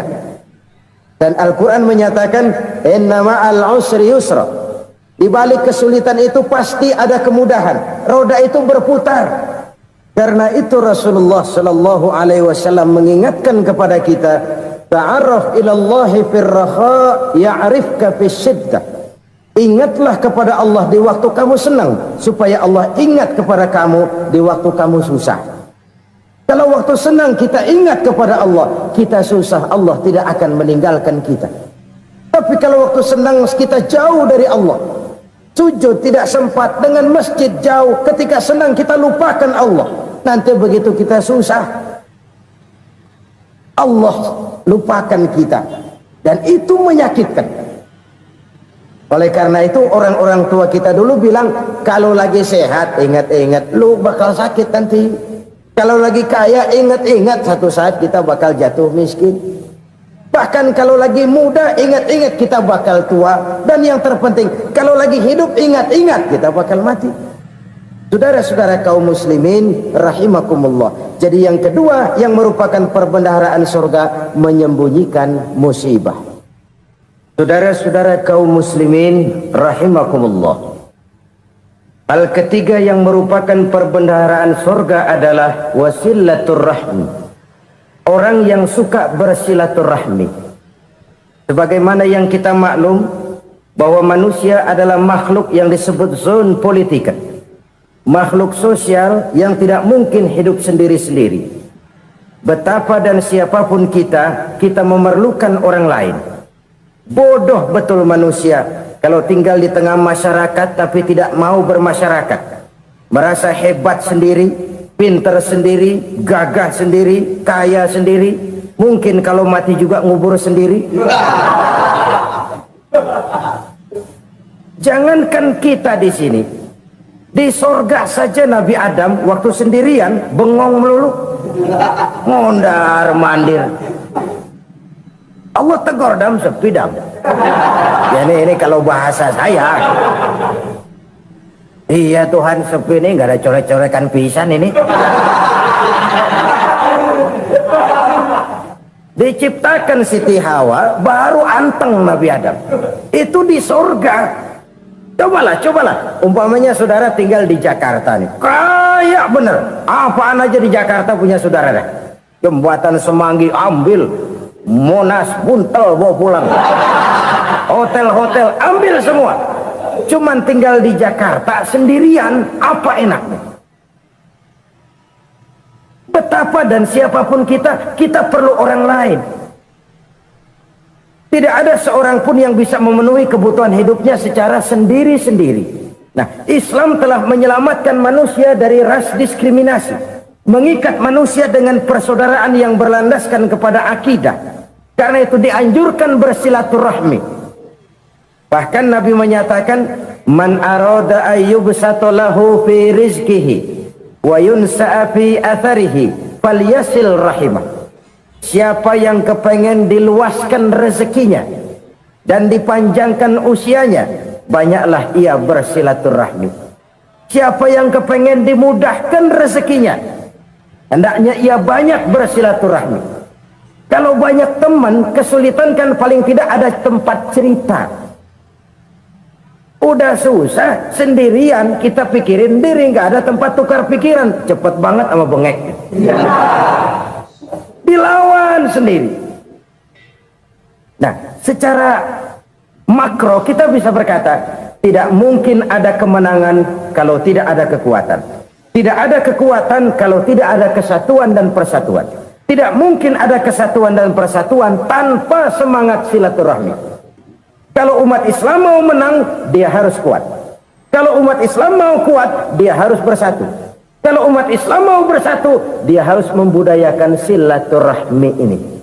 Bahkan sampai-sampai kata Nabi, kalau bisa cari nilai tambah. Apa? Silman qata'ak. Bersilaturahmilah kau kepada orang yang marah denganmu. Masya Allah, indahnya ajaran agama kita. Orang yang marah pun kepada kita, kata Nabi, kalau bisa bersilaturahmilah kepadanya, kepada orang yang marah itu. Di situ nilai tambah. Cuman jujur nih hadis, ngucapinnya gampang, ngamalinnya yang berat banget. Orang marah sama kita, kita disuruh silaturahmi, ada apa malu? Lu marah, ada gua marahan lagi, gue pikirin. Saudara-saudara kaum muslimin rahimakumullah. Tapi ini yang diajarkan, bahkan ini yang dicontohkan oleh baginda Rasul. Bagaimana begitu mudah, misalnya satu saat Abu Jahal ini ngatur strategi bagaimana bikin Muhammad celaka. Dia gali lubang di depan tempat tidurnya. Dia tutupin daun korma. Terus dia panggil seseorang, ke sini. Kasih tahu Muhammad, pamannya sakit keras, minta ditengokin. Berangkat orang ini ke sana. Muhammad, labbaik. Pamanmu sakit keras, dia minta ditengokin. Baik, saya akan datang menjenguk beliau. Berangkatlah Nabi ke rumah Abu Jahal tanpa prasangka apapun. Abu Jahal udah pasang setil, selimut 3 rangkap setengah dipakai, persis kayak orang meriang. Tapi sembari ngintip dari balik selimut. Begitu Muhammad buka pintu, nah masuk perangkap nih. Muhammad jalan menuju tempat pembaringan. Makin lama makin dekat, makin lama makin dekat, makin dekat ke lubang yang dipasang oleh Abu Jahal itu. Dalam hati Abu Jahal, terus dah jatuh, mampus dah lo ini. Mampus lo hari ini nih. Apa yang terjadi? Malaikat Jibril datang. Muhammad, pamanmu cuma pura-pura sakit. Di depan tempat tidurnya ada lubang perangkap supaya kamu jatuh ke situ. Sudah, kamu pulang. Balik kanan Nabi. Sudah hampir jatuh ke lubang, balik kanan, pulang. Bayangin kecewanya Abu Jahal. Muhammad dikit lagi, Muhammad dikit lagi. Enggak paman, saya pulang aja. Emosi bangun dari tempat tidur, enggak sadar kalau lagi pura-pura sakit. lompat ngejar Nabi, dia lupa dengan lubang yang dia gali. Serak, nyemplung sendiri ke dalam lubang.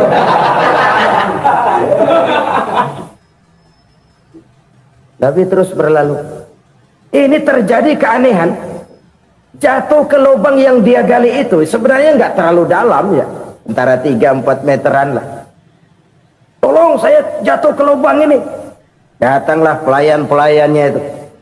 Angkat saya dari sini. Oh, yang ngulurin tambang. Satu gulung, belum juga nyampe itu tambah.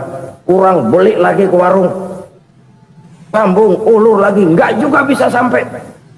Wah, ini kerjaan Muhammad ini. Tolong, siapa salah seorang kamu ke rumah Muhammad, kasih tahu encangnya kecebur. Minta ditolongin. Sampaikan kepada Rasul. Kenapa? Pamanmu jatuh ke lubang, Muhammad minta tolong diangkatin. Tambang udah nyambung-nyambung nggak nyampe juga. Ya, nanti saya datang, saya tolong. Cobain. Nyata-nyata orang berniat jahat mau mencelakakan dia. Datang dia menolong. Ini yang disebut air tuba dibalas air susu ya ini. Bukan sebaliknya. Air tuba dibalas air susu. Paman, kecebur ya? Iya Muhammad, tolong ini.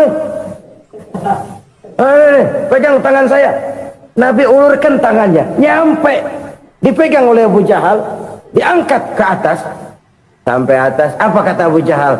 Sihirmu memang hebat Muhammad. Udah ditolongin dikata sihir, yang enak kita kemplang kan itu orang begitu.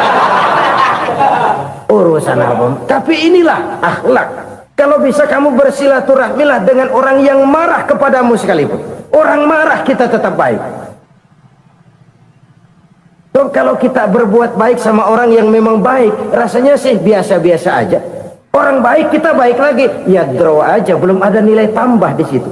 Baru ada nilai tambah kalau kita bisa berbuat baik kepada orang yang nyakitin kita. Itu namanya kita setingkat di atas dia. Dia sakitin kita, kita berbuat baik sama dia. Dia pelit sama kita, kita baik sama dia. Dia marahin kita, kita deketin dia. Di situ kita punya nilai tambah. Jadi siapa yang ingin diluaskan rezekinya kata Nabi dan dipanjangkan umurnya, hendaklah ia banyak-banyak bersilaturahmi. Sederhana sebenarnya silaturahmi, tapi silaturahmi membangkitkan semangat kesatuan dan persatuan. Kesatuan dan persatuan melahirkan kekuatan. Dalam matematika 1 ditambah 1 pasti 2. Tapi di tengah masyarakat, 1 orang takut ditambah 1 orang takut, hasilnya jadi 2 orang setengah berani. Kenapa setengah berani? Karena udah berdua. Tadi pan takut sendirian. Kalau dia kumpul turu-turu takut lah jadi berani. Kita yang lemah, kita yang tidak berdaya, kita yang miskin, kalau mau kompak bersatu, apa yang nggak bisa kita kerjain? Apalagi tinggal di kota besar, pilihan cuma 2. Bertahan atau minggir. Bertahan atau minggir. Untuk bisa bertahan harus mampu bersaing. Untuk mampu bersaing harus punya keahlian. Keahlian harus ditunjang dengan pendidikan, ditambah oleh kekompakan sebagai umat. Udah miskin mencar mulu, orang injak kita. Orang nggak pandang urusan apa malu. Oleh karena itu silaturahmi pada hakikatnya merupakan ruh dari ukhuwah yang diajarkan oleh agama kita. Bagaimana Islam menyelamatkan masyarakat manusia dari ras diskriminasi, mengikat manusia, dan tidak ada persaudaraan yang lebih indah selain persaudaraan yang diikat dengan nilai-nilai akidah. Sepanjang orang di jalan Allah, itulah saudara kita. Keluar dia dari jalan Allah, selesailah persaudaraan sampai di situ. Karena itu kalau ingin menyimpan sesuatu di surga, banyaklah bersilaturahmi, datang ke rumah ini, datang ke rumah itu, dan lain sebagainya. Itu simpanan kita di akhirat nanti. Ini yang ketiga. Saudara-saudara, yang keempat, perbendaharaan surga itu apa? Wa qawlu la hawla wa la quwwata illa billah. Ucapan la hawla wa la quwwata illa billah. Ibadah kan ada yang berat, modalnya besar. Bangun masjid berat, modalnya besar. Bangun rumah sakit berat, modalnya besar. Ada ibadah yang berat tapi modalnya ringan. Misalnya puasa itu berat, mengendalikan nafsu. Kalau sekedar nggak makan nggak minum sih enteng, mengendalikan nafsu itu jihad terbesar, tapi kan modalnya ringan, cuma niat saja. Ini ibadah berat, modalnya ringan. Ada ibadah yang ringan, modalnya juga enteng, seperti termasuk ucapan la haula wala quwata illa billah. Tanpa sadar, la haula wala quwata illa billah, nyelengin tuh di surga. Nyelengin, kita nggak terasa, nyelengin simpenan akhirat. La haula wala quwata illa billah, nyimpen lagi. Kaget, la haula wala quwata illa billah, nyimpen lagi, banyak simpenan. Walaupun sebenarnya yang dimaksud di sini adalah kesadaran batin bahwa tidak ada daya dan kekuatan kecuali Allah. Itu intinya. Kita memulai pekerjaan disunahkan baca bismillah, kan begitu? Apa itu? Kesadaran moral bahwa ini saya bisa kerjakan. Saya kerjakan ini dengan menyebut nama Allah. Kenapa? Kalau Allah tidak memberikan daya dan kekuatan, mana mampu saya kerjakan ini. Maka saya kerjakan ini dengan menyebut nama Allah. Bismillah. Kesadaran moral. Manusia hanya wajib berusaha, tapi nggak pernah wajib berhasil. Banyak hal-hal yang kalau kita renungkan secara rasio nggak mungkin, tapi jadi kenyataan. La haula wala quwata illa billah. Tidak ada daya dan kekuatan kecuali bagi Allah semata-mata. Kesadaran moral akan kelemahan dan keterbatasan makhluk bernama manusia. Kadang kita kagum dengan otak, tapi kita sering lupa sama yang bikin otak. Padahal bagaimanapun hebatnya otak, yang bikin otak pasti lebih hebat dari otak. Nggak percaya, silahkan otak-otakan. Inilah kecenderungan. Kita kagum dengan pesawat-pesawat mutakhir, bukan main, besi gede banget terbang itu. Alangkah hebatnya. Lalu apa yang bikin otak tidak lebih hebat dari itu semua? Kita puji laut. Apa yang bikin laut tidak lebih hebat dari laut itu? La haula wala quwata illa billah. Tidak ada daya dan kekuatan kecuali Allah. Apa yang bisa kita lakukan kalau tidak karena daya dan kemampuan yang diberikan oleh Allah kepada kita? Lahirlah sikap tawadu, rendah hati, tidak melonjak menjadi angkuh dan sombong, sadar akan kelemahan dan keterbatasan diri sebagai makhluk yang diciptakan oleh Allah Subhanahu wa taala. Jadi satu sisi ini ucapan yang berpahala, la haula, jadi wiridan. Pada sisi lain ini kesadaran moral, sikap mental, kesadaran batin bahwa yang punya daya dan kekuatan itu cuma Allah. Kita nggak pantas untuk sombong, sebab sombong itu pakaiannya Allah. Kita nggak sedang pakai pakaian Allah, kegedean. Dan makin kita renungi, makin terbentur. Apa sih yang bisa kita sombongin? Kita mau sombong apa? Kaya, pintar, itu kan semua relatif. Di atas langit masih ada langit lagi. Jadi oleh karenanya, marilah kita menyadari, manusia hanya wajib berusaha, tapi tidak pernah wajib berhasil. Yang berusaha saja tidak wajib berhasil, apalagi yang tidak berusaha. Islam bukan agama orang pemalas yang selesai sholat lalu ngelohom, nggelenggem ayem-ayem. Tapi Islam bukan agama orang sombong yang setelah berusaha lalu tidak memerlukan Allah. Kita bisa saja bikin proyeksi, tahun sekian kita bakal panen besar menurut perhitungan otak. Tapi ada kejadian lain. Apa? Tikus ngambek. Habis itu dimakanin tikus, panen gagal. Proyeksi rasional gagal oleh tikus-tikus yang ngambek itu. Bisa saja terjadi. Tahun depan kita panen besar, urung. Kenapa? Musim panas panjang. Dan sekarang ini koran-koran bikin berita musim mengalami penyelewengan. Bukan cuma manusia yang nyeleweng sekarang. Musim pakai nyeleweng. Mestinya kan musim hujan udah selesai, masih hujan-hujan juga. Musim. Nah sekarang kita boleh bikin proyeksi, kita bakal panen besar. Tahu-tahu musim panas panjang. sawah retak, air kering, cari teknokrat yang paling botak, suruh pendekin tuh musim panas. La haula wa la quwata illa billah.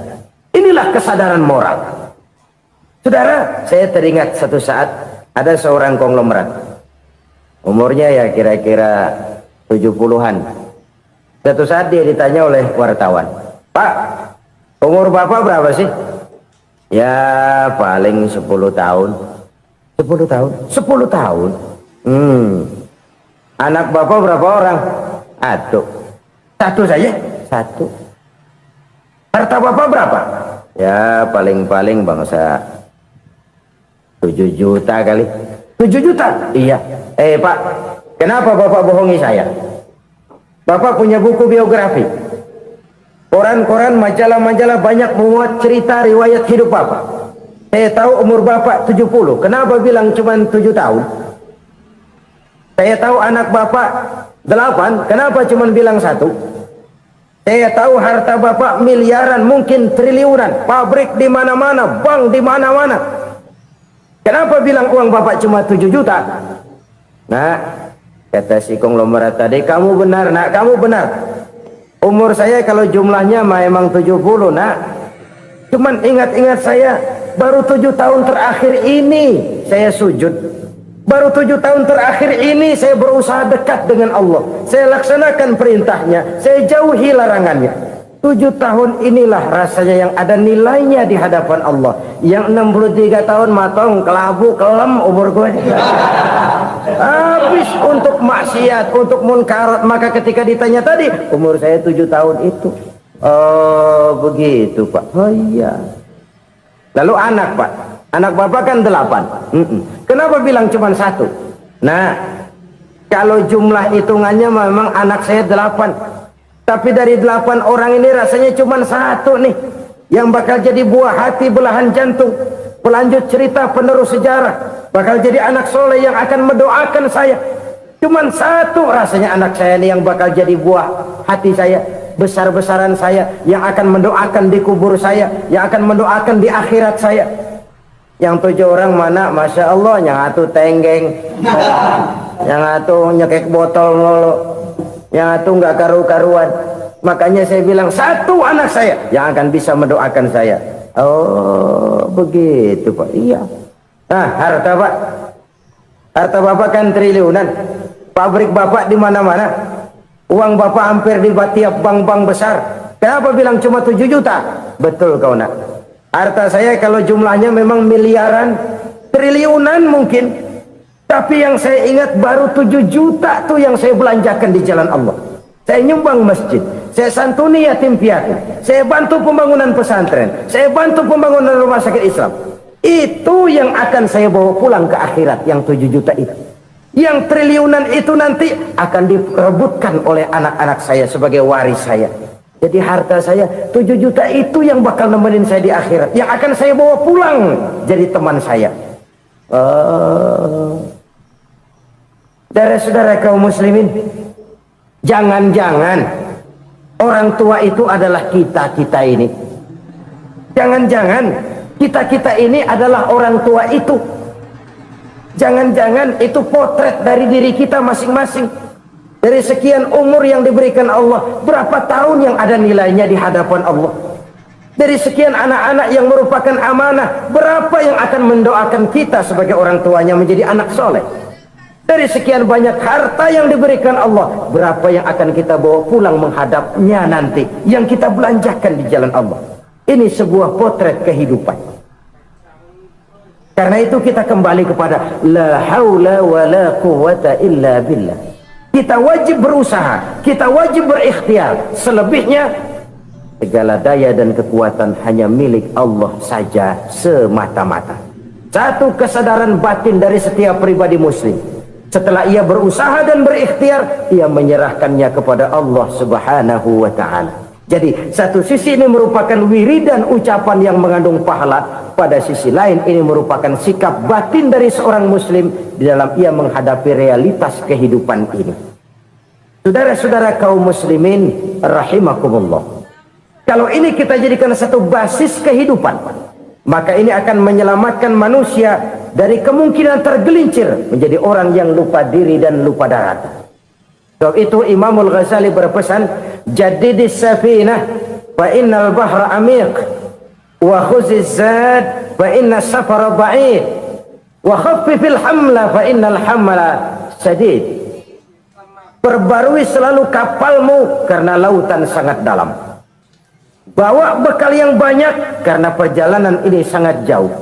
Ringankan beban karena kebanyakan beban akan menyakitkan.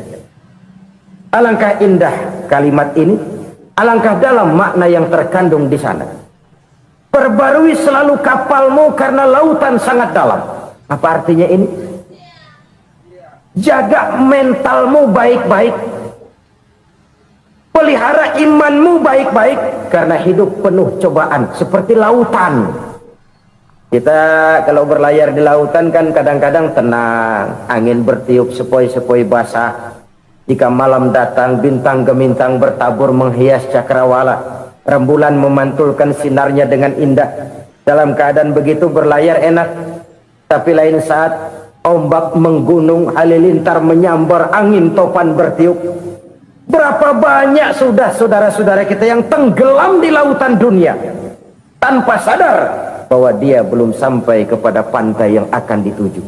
Berapa banyak sudah saudara-saudara kita yang tenggelam di lautan dunia ini tanpa sempat bangkit lagi. Dia menyangka sudah sampai kepada tujuannya. Hati-hati kapal jangan sampai bocor karena lautan sangat dalam. Iman ini jaga baik-baik karena hidup penuh dengan ujian. Wa khuzizat fa inna safara ba'id. Bawa bekal yang banyak karena perjalanan sangat jauh. Saudara mau ke Bandung, bawa duit. Saudara mau ke Surabaya, banyakan lagi duitnya.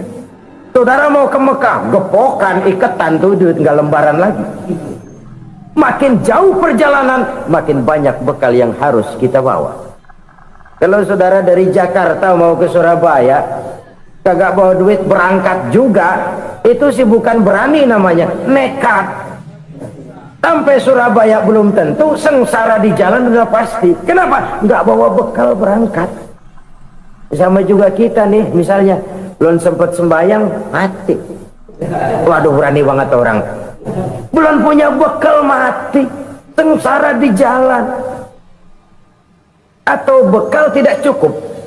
Dari Jakarta saudara mau ke Surabaya, bawa duit 500 perak. Paling jauh Cikampek nyampenya itu. Paling jauh itu. Antara jauhnya perjalanan dengan bekal yang saudara bawa tidak seimbang. Hidup ini perjalanan panjang. A walking tour. Dimulai dari alam arwah. Sebelum jasad diciptakan, roh diciptakan lebih dulu. Dari situ pindah ke alam rahim. Dari alam rahim pindah ke alam dunia. Dari alam dunia pindah ke alam barzah. Baru menuju akhirat. Satu perjalanan panjang.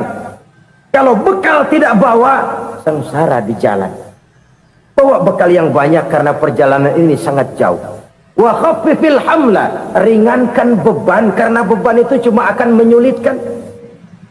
Kalau bekal itu sih keperluan, tapi beban nggak kita perluin, coba ngeberat-beratin. Apa ini beban? Dosa, kecurangan, kebatilan, kesoliman, ketidakadilan, kesewenang-wenangan.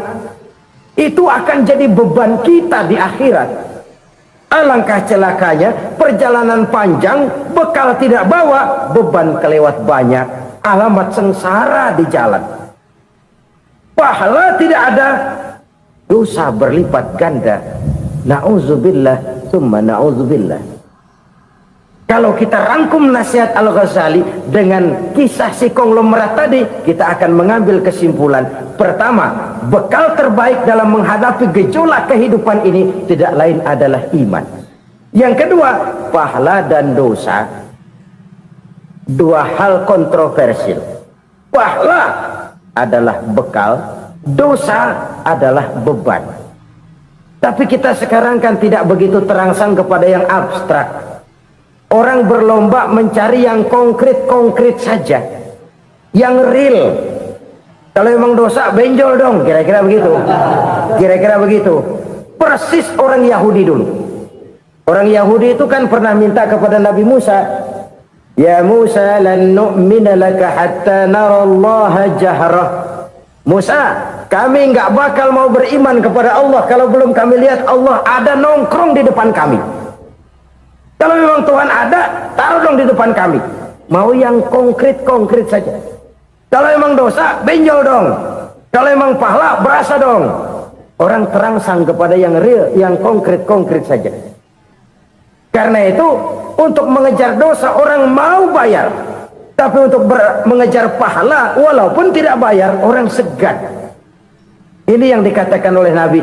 Kamu mengharapkan ke surga, tapi kamu berat melaksanakan sesuatu yang bisa membawa kamu ke surga. Kamu ingin jauh dari neraka, tapi tiap saat kamu lakukan perbuatan-perbuatan yang justru menjerumuskan kamu ke neraka. Idda'aitum an-najata minan nar wa ramaitum fiha anfusakum. Kamu ingin selamat dari neraka, tapi kamu lemparkan diri kamu ke neraka. Kamu ingin masuk surga, tapi berat sekali kamu lewat melakukan perbuatan-perbuatan yang bisa menyampaikan kamu di surga.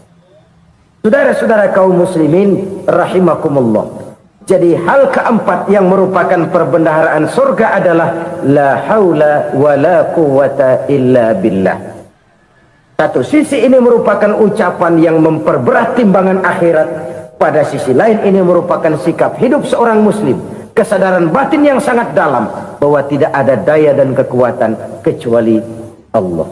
Dan itu kita simbolkan pada saat memulai pekerjaan dengan Bismillah, dengan menyebut nama Allah. Satu kesadaran moral, saya hanya bisa melakukan ini karena diberikan daya dan kekuatan oleh Allah.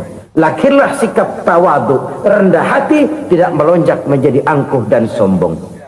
Saudara-saudara, sampai sini dulu jumpa kita kali ini.